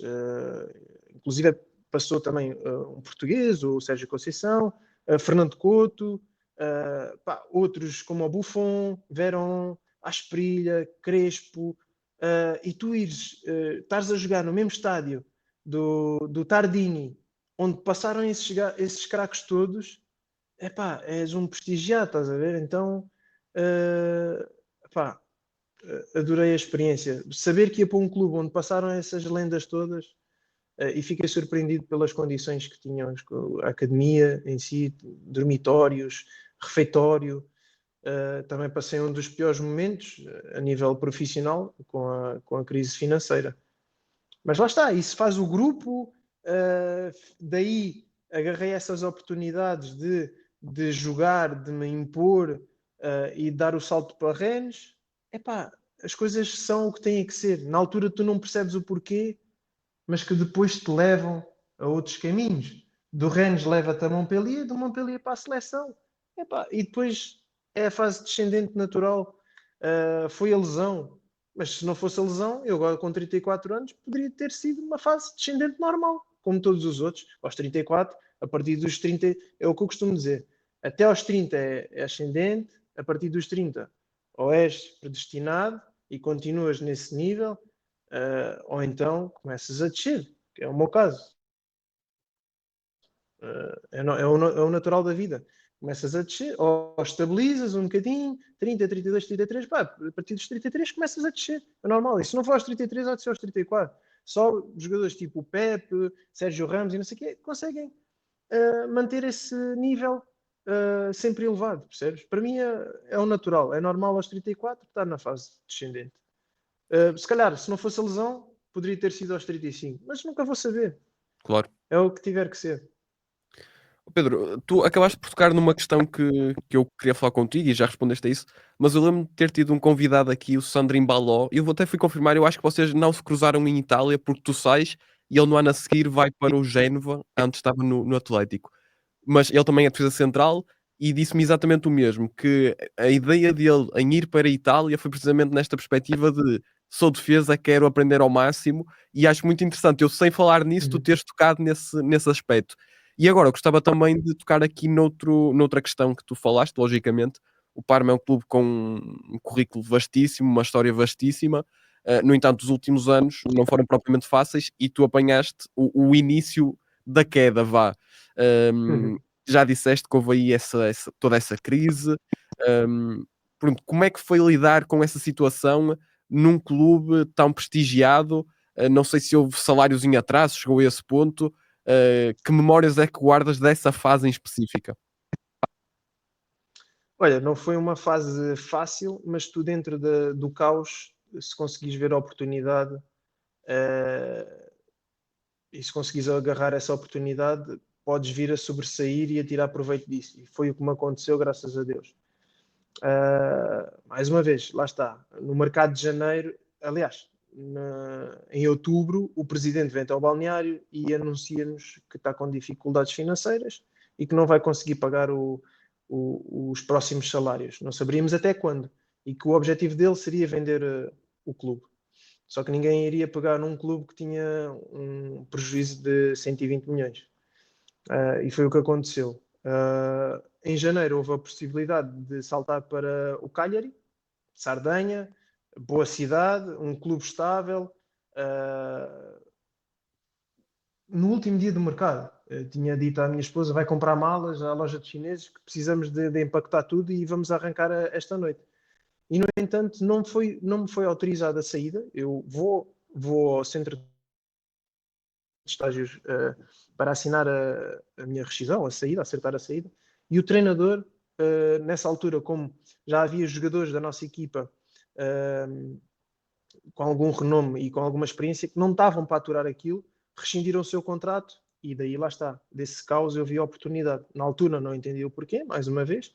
Eu queria era sair, porque, como todos os outros, uns rescindiram para ficar a custo zero. Eu tinha a oportunidade, não era de rescindir, era de continuar a fazer aquilo que eu mais gosto, mas noutro clube ia ser remunerado. E vi isso com bons olhos. Mas o treinador, como viu os outros a rescindir, disse: se toda a gente rescindir, se o Pedro sair, eu preciso de um outro para substituir o Pedro. Só que ninguém queria ir para o Parma naquele estado. Então, não me abriram as portas do centro de estágio. Eu, a ver as luzes acesas tipo, dos escritórios, saber que estava lá gente, e aquelas portas automáticas, estás a ver, quando tu te Sim. aproximas, elas abrem. Fecharam, do género para eu não poder entrar, e eu a bater, a tocar a campainha, nada, ninguém me abria, e passou a meia-noite e já não pude sair para o Cagliari. Lá está, uma grande desilusão, uma grande tristeza, mas pronto, só havia uma solução, era aceitar o que tinha acontecido e ver do caos a oportunidade. Era, os outros tinham rescindido e os que ficaram, vamos seguir para a frente com o que há. Isso abriu-me a oportunidade para integrar o 11 principal com mais regularidade. Tive experiências de jogar contra o Inter, contra o Milan, em San Siro, no Olímpico de Roma, com a Roma, Lazio, Nápoles, Fiorentina, ou seja, Juventus. Deu-me essas oportunidades de jogar contra esses clubes e contra adversários de peso, estás a ver? Tipo Tevez, Higuaín, Mertens, Totti, Gervinhos, sei lá, podia-te nomear aqui montes, Pogbás, sei lá, muito. Então isso deu-me essas oportunidades, ou seja, isso também fez parte do meu aprendizado. Então, o facto de não ter ido para Cagliari abriu-me essa porta de jogar a titular. Ok, com a contrapartida de não receber um único euro até final do campeonato. Graças a Deus, sempre fui, e graças à educação que me deram, sempre fui um menino de pés assentes na terra, nunca extrapolei, mesmo a nível financeiro. Tinha um pé de meia que me permitia viver com o que tinha, e assim foi. Aguentámos até a final do campeonato, abriu umas portas para ir para Rennes. Pronto. O que eu perdi, ganhei num contrato mais avultado em Rennes. Lá está, se tivesse saído para o Cagliari, se calhar não tinha jogado, se calhar não tinha aumentado as minhas condições financeiras como aumentei quando fui para o Rennes e por aí fora. Ou seja, tudo o que tem que ser é por algum motivo. Exatamente. Ó Pedro, eu agora gostava de fazer a transição de Itália para França, falando aqui de um ou outro jogador com quem te cruzaste e perceber, não é que a opinião é que tens sobre eles, mas como é que era conviver com eles e se tens alguma história mais caricata, mais marcante em relação a eles. Começando pelo Parma, eu penso que não estou em erro, cruzaste com o Cassano. Eh, Boa personagem, boa peça. Era isso. É tão personagem como aparenta ser? Eu acho que é mesmo intrínseco dele. Eu acho que já havia ou seja, é mesmo da pessoa, porque recordo-me dele contar uma história dele se estrear com o Bari contra a Juventus com 18 anos ou 17 anos e ele marca o gol da vitória e aquilo em Bari, eles são muito fervorosos, então o estádio vem abaixo, não sei o quê, salvo seja, entre aspas.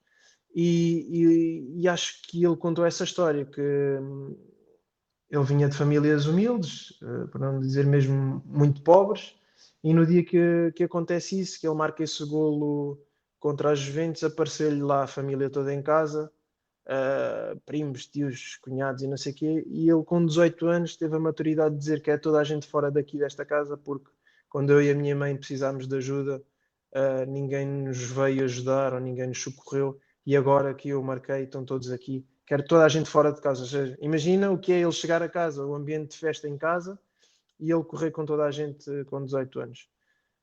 Entre outras histórias, por exemplo, nesse dia que o presidente nos diz que não vai pagar mais salários, ele levanta-se e diz: Eu vou-me embora, que é para não te espancar aqui à frente de toda a gente. E ele: Como assim? António, senta-te aí, vamos sentar e conversar. Larga-me, senão enfito já aqui no caixote do lixo. Porque é inadmissível. É inadmissível. Ele lá saberia o que estava a dizer. É inadmissível vermos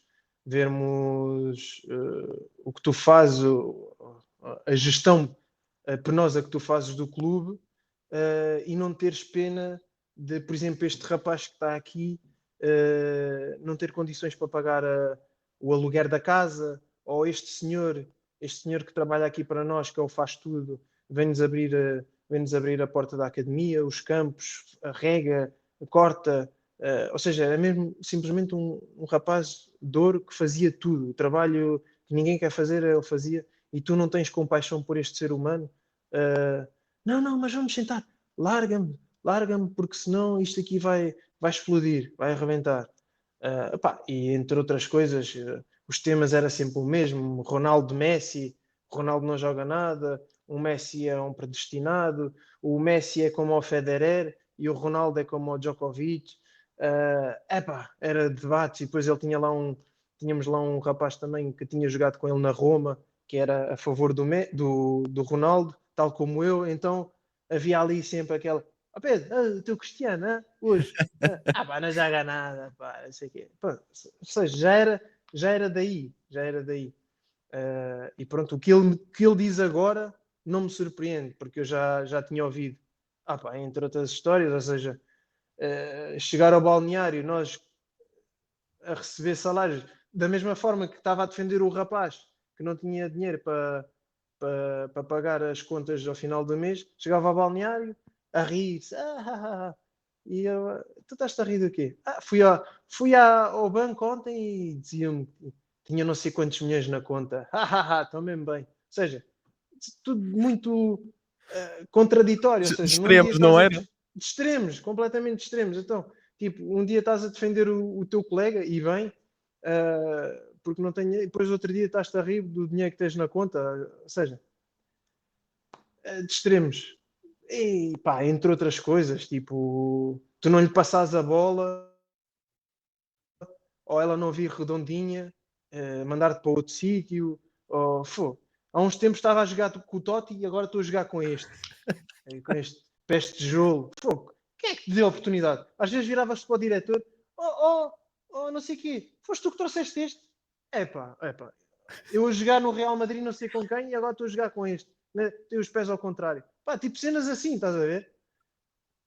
Opa, Por um lado, e essas pessoas riam-se, estás a ver? Ou seja, os visados até se riam. António, não digas isso. Não digas isso, é verdade. Então, jogava com o Totti e com o Cafu e não sei quem, e agora estou a jogar contigo. Onde é que eu já. Olha, eu com esta barriga ia jogar com um gajo como tu, jogo durante anos e anos. Tipo, cenas mesmo à caçando, estás a ver? é Aquilo, isso, era pronto. isso.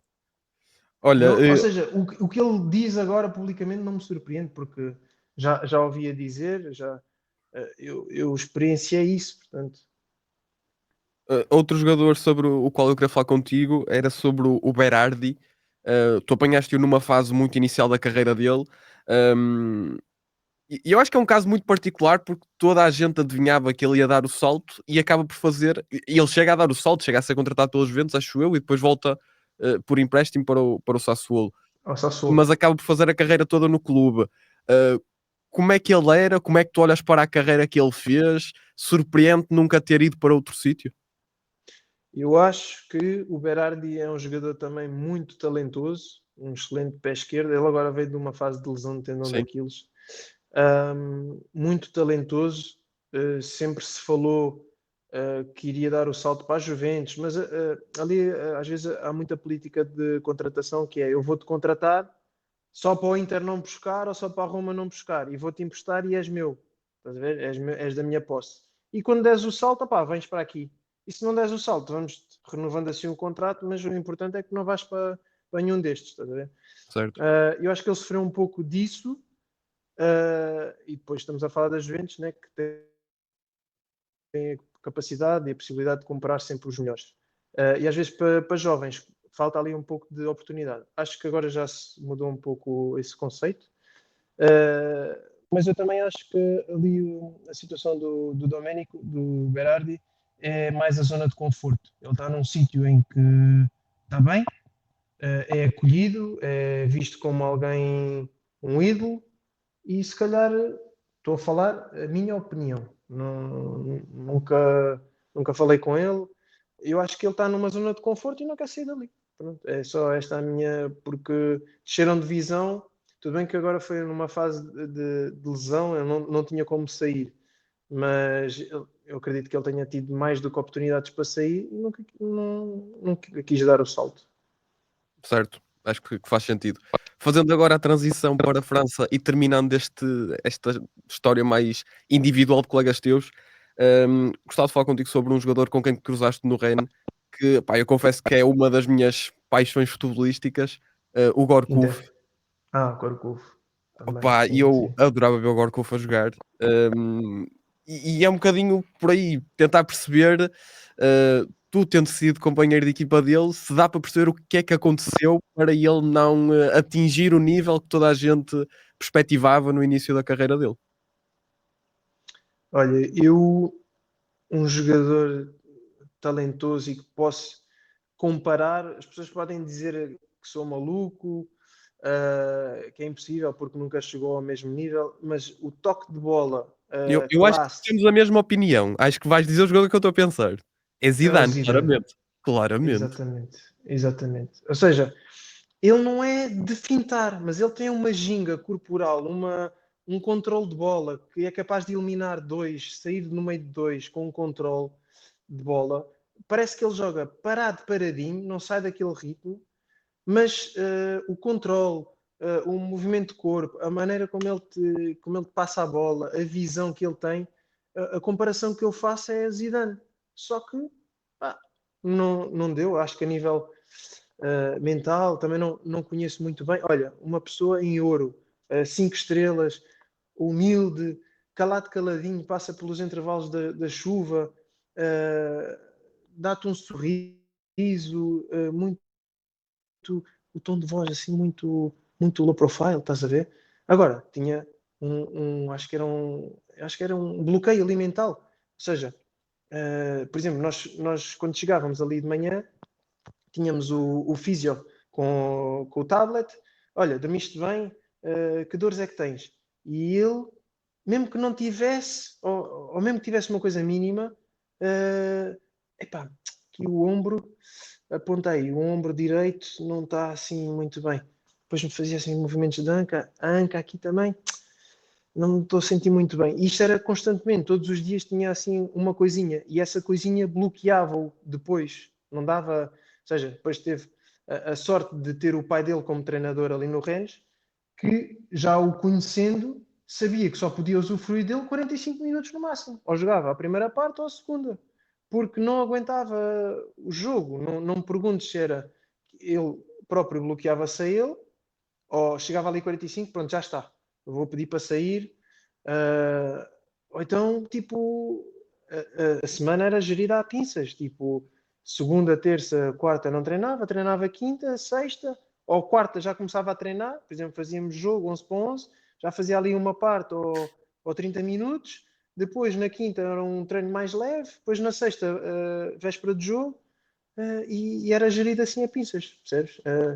Mas muito talentoso, pá, muito mesmo. O jogador mais parecido que eu posso comparar é o Zidane. Pá, tínhamos outro também, o Quintero, um pé esquerdo fenomenal. também extremamente talentoso, mas também teve ali alguns problemas com o treinador. Também um treinador com os quais eu tive alguns problemas também. Mas que também foi mal aproveitado ali por causa do treinador, embirrou com ele, e acabou por não. Eu acho que quando a comunicação não é clara e não é honesta, depois quebra-se ali um elo de confiança, e depois nunca mais pegas no jogador. E depois, quando vais pedir ao jogador, o jogador já não te dá aquilo que poderia dar. E muitas vezes eu acho que é a comunicação que falha. Mas também que foi mal aproveitado porque o Orkuf são jogadores que têm um dom, têm um talento. Aí sim posso dizer que são talentos, não é jogadores de trabalho, tipo como eu ou como outros tantos, a maior parte dos jogadores. Há outros que têm mesmo um toque de bola que são diferentes, são diferenciados dos outros. E Gorkuf, Quintero são diferenciados. Pois são mal aproveitados ou têm outras condicionantes que não os permite chegar a um patamar que poderiam ter chegado. Pedro, segue-se depois o Montpellier na tua carreira, hum, e penso eu que viveste dos melhores momentos e dos piores momentos neste clube. Começando aqui por ordem cronológica, é chamada à seleção no início da temporada 18-19. Pergunto, sentes que estavas a viver o teu melhor momento naquela fase? Estavas no auge da tua carreira? Estava, mas também lá está, não se consegue nada sozinho. Eu estava num dos melhores momentos da minha carreira, individualmente, mas também coletivamente. Nós, nessa altura, se não estou em erro, éramos das melhores defesas da Europa, concedíamos muito poucas oportunidades ao adversário, estávamos em terceiro no campeonato, ou seja, com Paris Saint-Germain, Lyons, uh, Mónacos, Bordeaux, Saint-Étienne, e estávamos ali a fazer um brilharete. E isso tudo salta à vista depois de toda a gente, do selecionador, de outros clubes, de tubarões internacionais, salta à vista toda a gente, né? Toda a gente quer saber quem são estes jogadores, quem são aqueles, o que é que estão a fazer. Pá, e o bolo todo levou-me a isso, levou-me à atenção do Mister, do Fernando Santos, dos Olheiros, e pronto, e acabou por acontecer. No entanto, 16 de abril de 2021, que memórias é que tens deste dia? Ainda tens tudo o que te aconteceu bem presente? É a lesão, fatídica lesão. Um, Nada esperava, nada me fazia pensar, ou seja, eu não, imagina, tu às vezes vais para o campo e pensas, hoje está-me a doer isto, ou está-me a doer aquilo, ou estou assim, estou assado. Não, tipo, lembro-me de ter saído da equipa por um jogo contra o Metz, levei uma pancada no peito do pé, e então todo o contacto, até mesmo o pé no chão, parecia que tinha ali uns estilhaços, não fraturei nada, mas parecia que tinha ali uns estilhaços, então fiquei assim, acabei por perder a titularidade, claro, porque falhei 2 jogos não era, não é por lesão, mas por contusão.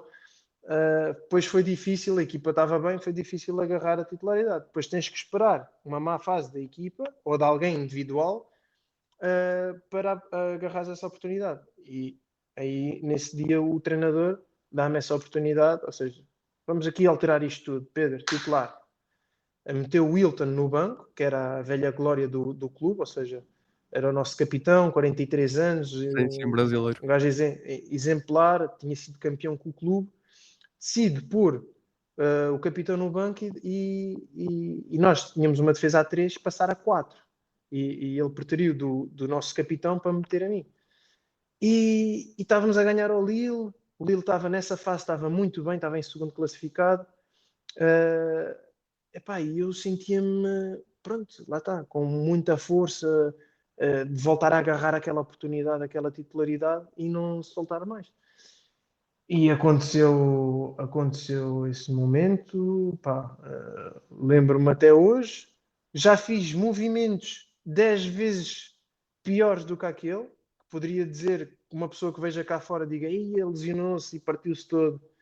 E, no entanto, aquele movimento, uma coisa que eu hoje olho, tipo, tu dizes assim, pá, torceu e tal, mas não, foi mais grave do que isso, estás a ver? Ou seja, o pé ficou preso na relva, o jogador ao cair dá-me um toquezinho, apenas um toquezinho na anca ou na coxa e o joelho torce para dentro, o típico movimento de LCA. Mas sei lá, tu dizes-me assim, já fiz um carrinho em que a perna ficou presa por baixo do corpo e não sei o quê, e pá, já fiz coisas bem piores e não aconteceu, e ali aconteceu, é porque tinha que acontecer. Hoje não entendo porquê, mas hei de perceber um dia mais tarde e haveremos de falar sobre isso. Pedro, e pergunto, ponto um, como é que se lida com a notícia de: "Olha, tens uma lesão bastante grave, tens que ser operado e vais estar vários meses de fora"? E ponto 2, o que é que correu tão mal para num período de 2 anos, se não Um estou ano e em erro, meio, um ano e meio, um ano e meio. teres disputado apenas 3 jogos, que nem foram 3 jogos, não é, minutos em 3 jogos? Olha, primeiramente, encarei isso como mais um desafio na minha vida e na minha carreira. Tal como os outros, de aos 19 anos ou 20 anos ir para a Suíça, sozinho, como, sei lá, outros desafios da vida, estás a ver? Pá, a partir do dia, tu fazes o teu luto, eu fiz o meu luto, neste caso, chorei o que tinha a chorar, derramei a última lágrima. Na vida também sou assim. Tenho direito a estar triste? Tenho, ok. Vou chorar tudo, vou entristecer tudo, vou pintar o mundo todo de preto, de cinzento, tal. Ok. Tenho aquele tempo, já bateu aquele tempo de mesmo down, ok. Ok, já bateu o tempo, 2 minutos, 3, 1 hora, um dia, ok. No dia a seguir, já é dia mais um, ok. Vamos lá então, bora. Siga para a frente. Já chorei o que tinha a chorar, já ficou para trás, já fiz o luto. E ali foi igual.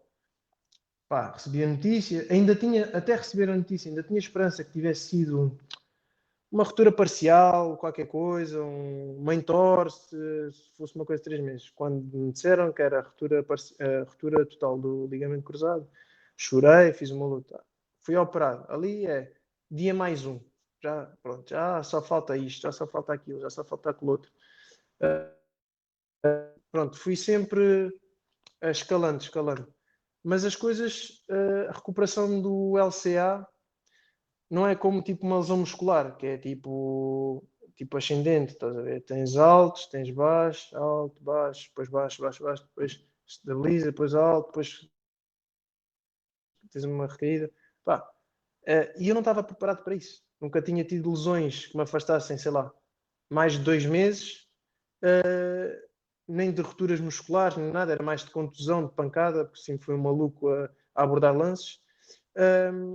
E aquilo nunca ninguém me tinha dito: olha, a recuperação da LCA nem sempre é ascendente, vais ter momentos menos bons, e então fui completamente despreparado, mentalmente, ou seja, nunca ninguém me pintou o quadro para o pior cenário. Olha, vais ter dores no rotuliano, vais ter sentir um desconforto assim. Não, foi sempre, isso depois passa, isso é até aos 2 meses, depois passa, depois isso é até aos 3. E eu ia sentindo essas dores, mas depois diziam-me, isso é até aos 3. Depois, a partir dos 3, continuava a sentir, não te preocupes, isso lá para os 6 meses vai passando. E não passava.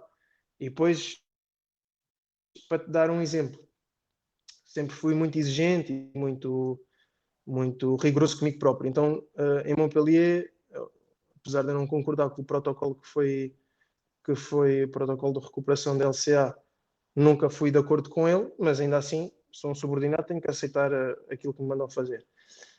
E tínhamos uma cadeira isocinética, que aquilo tem uns gráficos, quando tu fazes um momento de explosão, aquilo dá-te um gráfico. E eu apontava todos os valores que eu tinha. Para quê? Para me superar.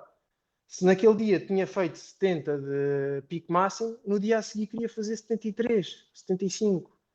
E isso às vezes não era benéfico para mim.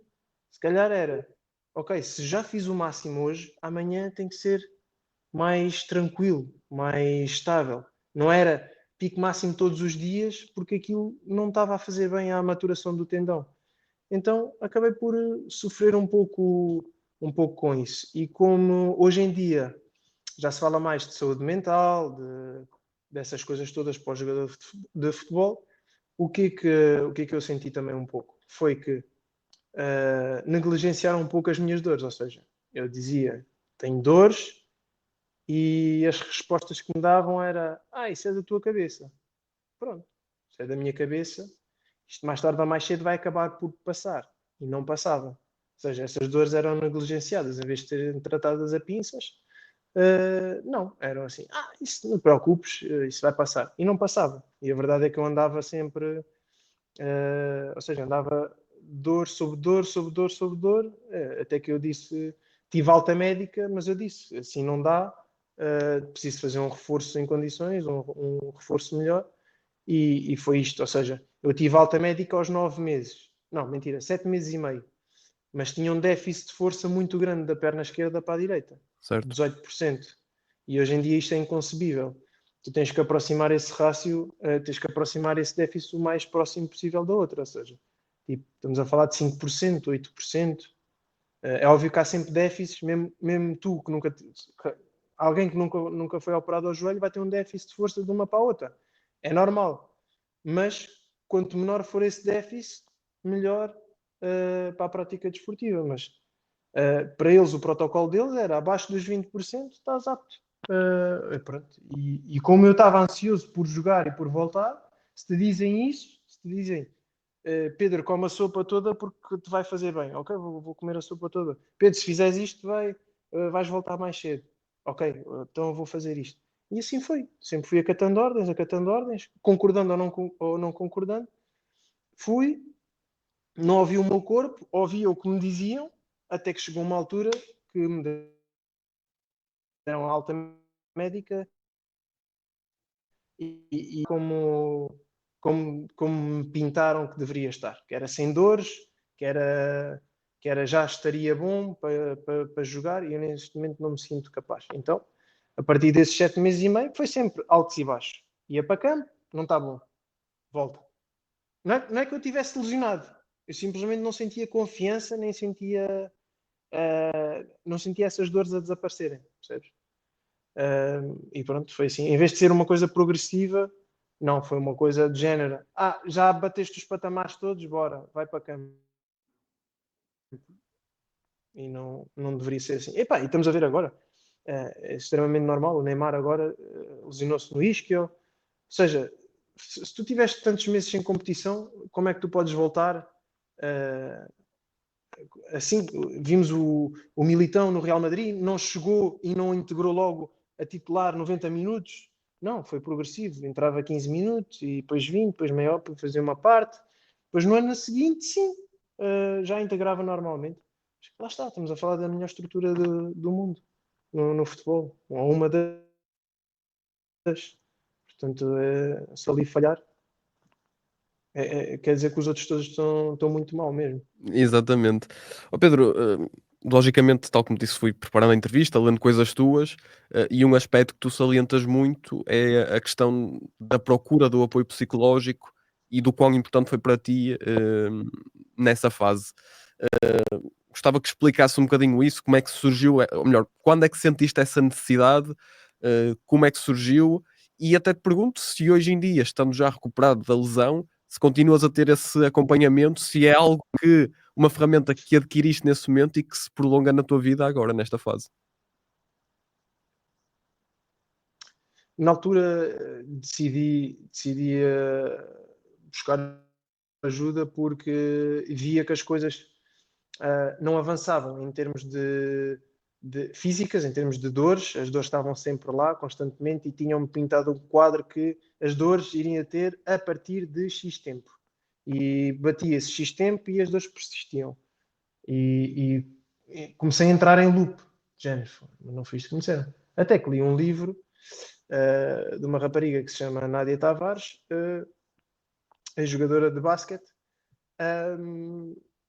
e inclusive foi ela que eu contactei, mas li o livro dela antes de a contactar. Identifiquei-me com tudo, a história de vida, a ambição que ela tinha, só que ela era no basquete, eu no futebol. E a partir daí, como vi uma história muito parecida, decidi contactá-la e começámos a fazer um trabalho de micro vitórias, micro objetivos, ver as coisas muito mais ao pormenor, em vez de estar a ver uma coisa, a projetar-me, né? Quando tu estás bem, começa, se eu fizer 10 jogos, já quero ganhar isto, se eu fizer 20, quero ir para ali. E ali era mais dia a dia, semana a semana. E semana a semana já estou a falar que já era demais, essa projeção já era demais. Então era treino a treino. Hoje já consigo fazer isto, hoje já fiz o treino todo. E depois olhas para trás e dizes, hoje já fiz, olhando para trás, já fiz a semana toda de treinos. Antes só fazia 3 treinos, agora já fiz a semana toda. Olha, já fui convocado, uma vitória. Não joguei, mas fui convocado. Boa. Ou seja, tudo era bom, tudo era bom. Já consigo fazer isto, bom. Já consigo sair do carro sem dor, já consigo sair de uma cadeira, levantar-me de uma cadeira e não me doer o joelho já, top, ótimo. Então era agarrar mais micro-vitórias, em vez de... ou seja, tudo já era positivo. Tudo o que eu fizesse sem dor já era positivo. E pronto, era mais ou menos ajustar a expectativa à realidade, estás a ver? É muito, eu acho que é muito por aí. É muito por aí. E perceber se A calhar gente ter esse exercício. que lá está, cada caso é um caso e aquilo que te diziam de olha, aos 6 meses já não vais ter dor ou coisas do género, se calhar aplica-se a um contexto e a uma pessoa e não ao teu caso, não é? Acho que é um bocadinho por aí também. Eu gosto de comparar, como agora que sou pai, os filhos.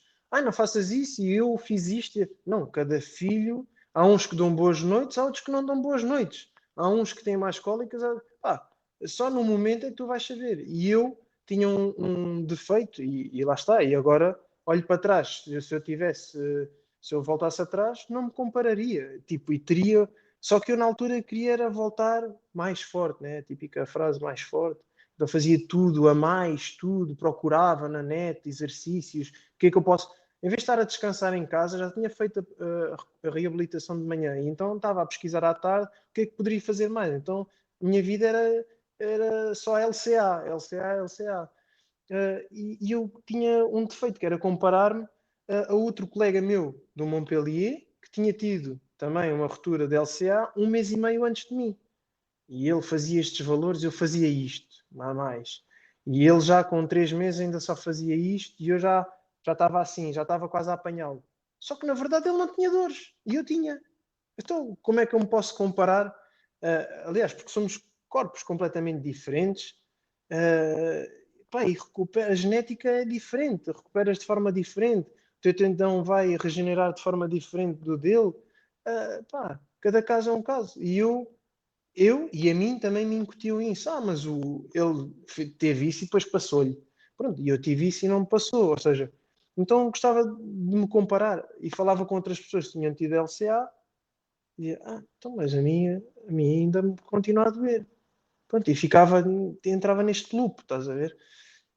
Então o que eu aconselho é cada caso é um caso, respeitar os timings, não forçar nada. E se precisarem de falar, se estão a ver que mentalmente não está a ser. Às vezes a ajuda dos pais, a gente sabe que os pais e a família mais próxima estão cá para ajudar, mas eles vão te dizer coisas que tu queres ouvir. Do género, vai ficar tudo bem. Tipo, mas não é isso. Por mais que queiras ouvir isso, está bem, mas como é que eu vou ficar bem? Não é, vai ficar tudo bem, está bem, mas como? O que é que eu preciso fazer? Então tens que falar com pessoas, para já neutras, pessoas que possam ter passado por isso, que te compreendam, porque o resto da tua família vai dizer, vai dar palmadinhas nas costas, que é a função deles, na verdade. Mas pronto, que não vai de encontro àquilo que tu estás a viver. Foi a melhor maneira que. Posso-te confessar agora. Eu tinha um receio de voltar à competição, porque mesmo eu próprio não sabia como é que iria voltar. Por mais que o Mister Sérgio Vieira me dissesse: então, estás pronto? Agora é que são elas, quero ver. Eu disse: sim, Mister, estou. Então, vou-te dizer, quando fiz o meu primeiro jogo com o Estrela, contra o Vizela, andei a semana toda tipo: sei como é que está, como é que não estar, como é que vou estar, e o joelho e tal, não sei o quê. Mas antes disso fiz um trabalho de hipnose, não tenho medo de dizer. Um, hipnose não é que estás a fechar os olhos e estás em transe, não, nada disso, simplesmente tipo, é um trabalho de visualização que eu antes fazia naturalmente, quando tudo estava bem, conseguia visualizar o adversário, antecipar jogadas, e agora, cada vez que o fazia, quando fechava os olhos, vinha a imagem da minha lesão. Estás a ver? Então tinha esse trauma dentro de mim. Então procurei fazer este tipo de trabalho diferente e lá está. Esse trabalho era tipo de visualização. A pessoa, quando diz hipnose, parece que está hipnotizada e dizem-te agora levanta-te e vais ali. Tu levantas-te e vais. Não, não é esse caso. Ou seja, é de visualização. Estás de olhos fechados e consegues ver o filme na tua cabeça, ao detalhe. E então o trabalho era esse. Era ver as coisas tipo a fluírem naturalmente, sem lesões, sem nada, e fazia esse trabalho uma vez a cada 15 dias. E ajudou-me bastante. A verdade é que, desde que joguei com o Vizela, mantive uma regularidade de jogos a titular de 10 jogos seguidos, sem lesões, sem nada. Acabei por ter uma última lesão no penúltimo jogo, novamente com o Vizela, mas era a penúltima jornada do campeonato. Mas uma lesão muscular, nada a ver, ou seja, uma coisa normal, que hoje em dia, mesmo quem não teve uma lesão de LCA, hoje em dia pode ter uma ruptura muscular, ou seja, uma coisa completamente normal. E pronto, tive essa regularidade toda sem lesões. Pronto, e é assim, o que hoje para mim funciona, a mesma pessoa que está a passar, a pessoa que está a passar pela mesma coisa que eu, pode não funcionar, a hipnose ou visualização ou a psicóloga, se calhar o facto de falar sobre a lesão pode irritar ainda mais. Então, o que hoje para mim, a pessoa é que tem que tentar descobrir aquilo que vai ajudar a ultrapassar, é experimentar, experimenta tudo. Estás a ver que não está a resultar, ok, vai por outro caminho. Estás a ver? Então fui por aí, fui tentando. Hoje em dia, tipo, não estou a ser acompanhado, porque sinto que não aprendi com isso e sou capaz de fazê-lo sozinho, percebes? Certo. Pedro, só mesmo para terminar, gostava de perceber que planos é que tens para o futuro? O objetivo é voltar ao ativo já em janeiro? O objetivo é voltar já amanhã, se for preciso. Se alguém me quiser ligar, Sim, é tudo verdade, bem. exatamente, sim, sim. Não vou estar a esperar até janeiro se posso integrar amanhã. É o que tiver que ser. Eu continuo-me a preparar todos os dias, de segunda a sexta. Sábado faço uma coisa mais tranquila, mais lúdica, uma corridinha, uma airbike em casa, sei lá. Mas é de segunda a sexta preparo como se estivesse num clube, estás a ver? Tenho as minhas horas de sono, a minha hora de pequeno almoço, a minha hora de treino, a minha hora também de recuperação. Graças a Deus tenho a possibilidade de ter uma banheira de gelo em casa, tenho a possibilidade de ter uma airbike em casa, ou seja, tento me preparar da melhor forma possível para quando me chamarem dar respostas. Então é um pouco por aí. O que tiver que ser será. Se tiver que ir para fora novamente, vou para fora. Sei que estou numa fase já, já final da carreira, com 34 anos, mas se eu puder jogar até à idade que o Pepe jogou, não vou dizer que não. Pronto, sempre que tiver oportunidade, enquanto mentalmente me for possível e fisicamente, vou aceitar todos os desafios. E Certíssimo. depois sim abraçar o objetivo de ser treinador. Parece-me um excelente plano.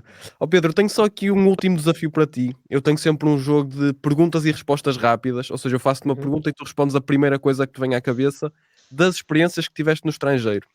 Ok. Para começar, qual foi o país em que mais gostaste de viver de forma geral?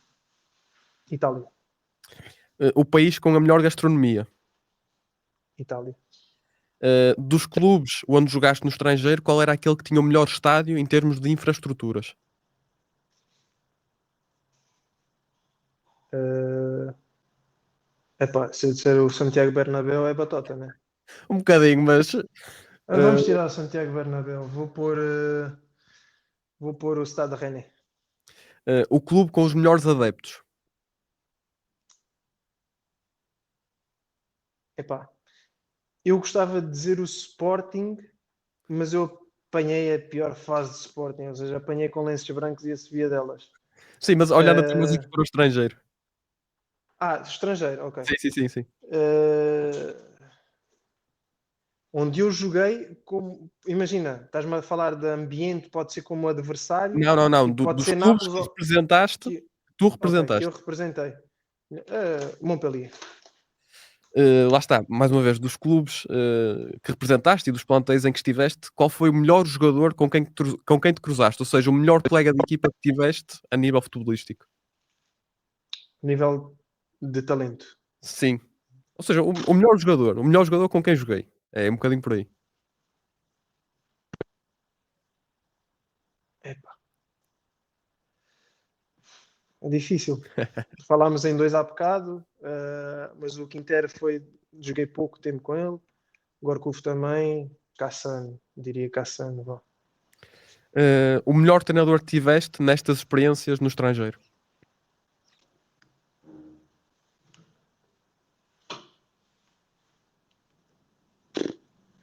Eu aprendi muito, apesar de ter sido curto, com o Eusébio Di Francesco, do Sassuolo. O adversário mais difícil que enfrentaste? Ou seja, soube assim algum avançado que deixou mesmo com a cabeça em água e a pedir que o jogo acabasse rápido? Alguns, mas também foi dos melhores jogos que fiz. Neymar. Um jogo que não esqueces no estrangeiro, que tenha marcado de forma especial por algum motivo? Positiva. Como preferires. Positivo. Positivo. Olha, eu vou dizer a minha primeira experiência contra uma equipa, ou seja, vinha de contextos completamente de categorias inferiores. Vou dizer Parma Juventus. Certíssimo. E Perdemos 1-0. para terminar, um país no qual não jogaste e gostavas de ter jogado ou ainda gostavas de vir a jogar? Inglaterra, mas que não vou voltar a jogar para já. É, é quase impossível, mas se calhar nesta fase da carreira diria Dubai, Qatar. Certíssimo. Pedro, olha, ficamos aqui com o episódio mais longo, mas também um dos mais ricos. Não estou a dizer isto num tom pejorativo de todo. Sim, foram Ahm, 2 horinhas. Exatamente, exatamente. Olha, agradeço-te da forma mais sincera possível por estas 2 horas que tiraste para conversar comigo. Foi um gosto para mim ter-te cá. Não, obrigado. E é como te digo, acho que está aqui uma conversa mesmo proveitosa e com muito sumo. Agradeço-te. Obrigado, obrigado. Obrigado pela oportunidade também. Para quem nos vê, para quem nos ouve, já sabem que nos podem seguir nas redes sociais, Instagram, TikTok, Twitter e logicamente no YouTube e no Spotify. E já sabem, viajem connosco.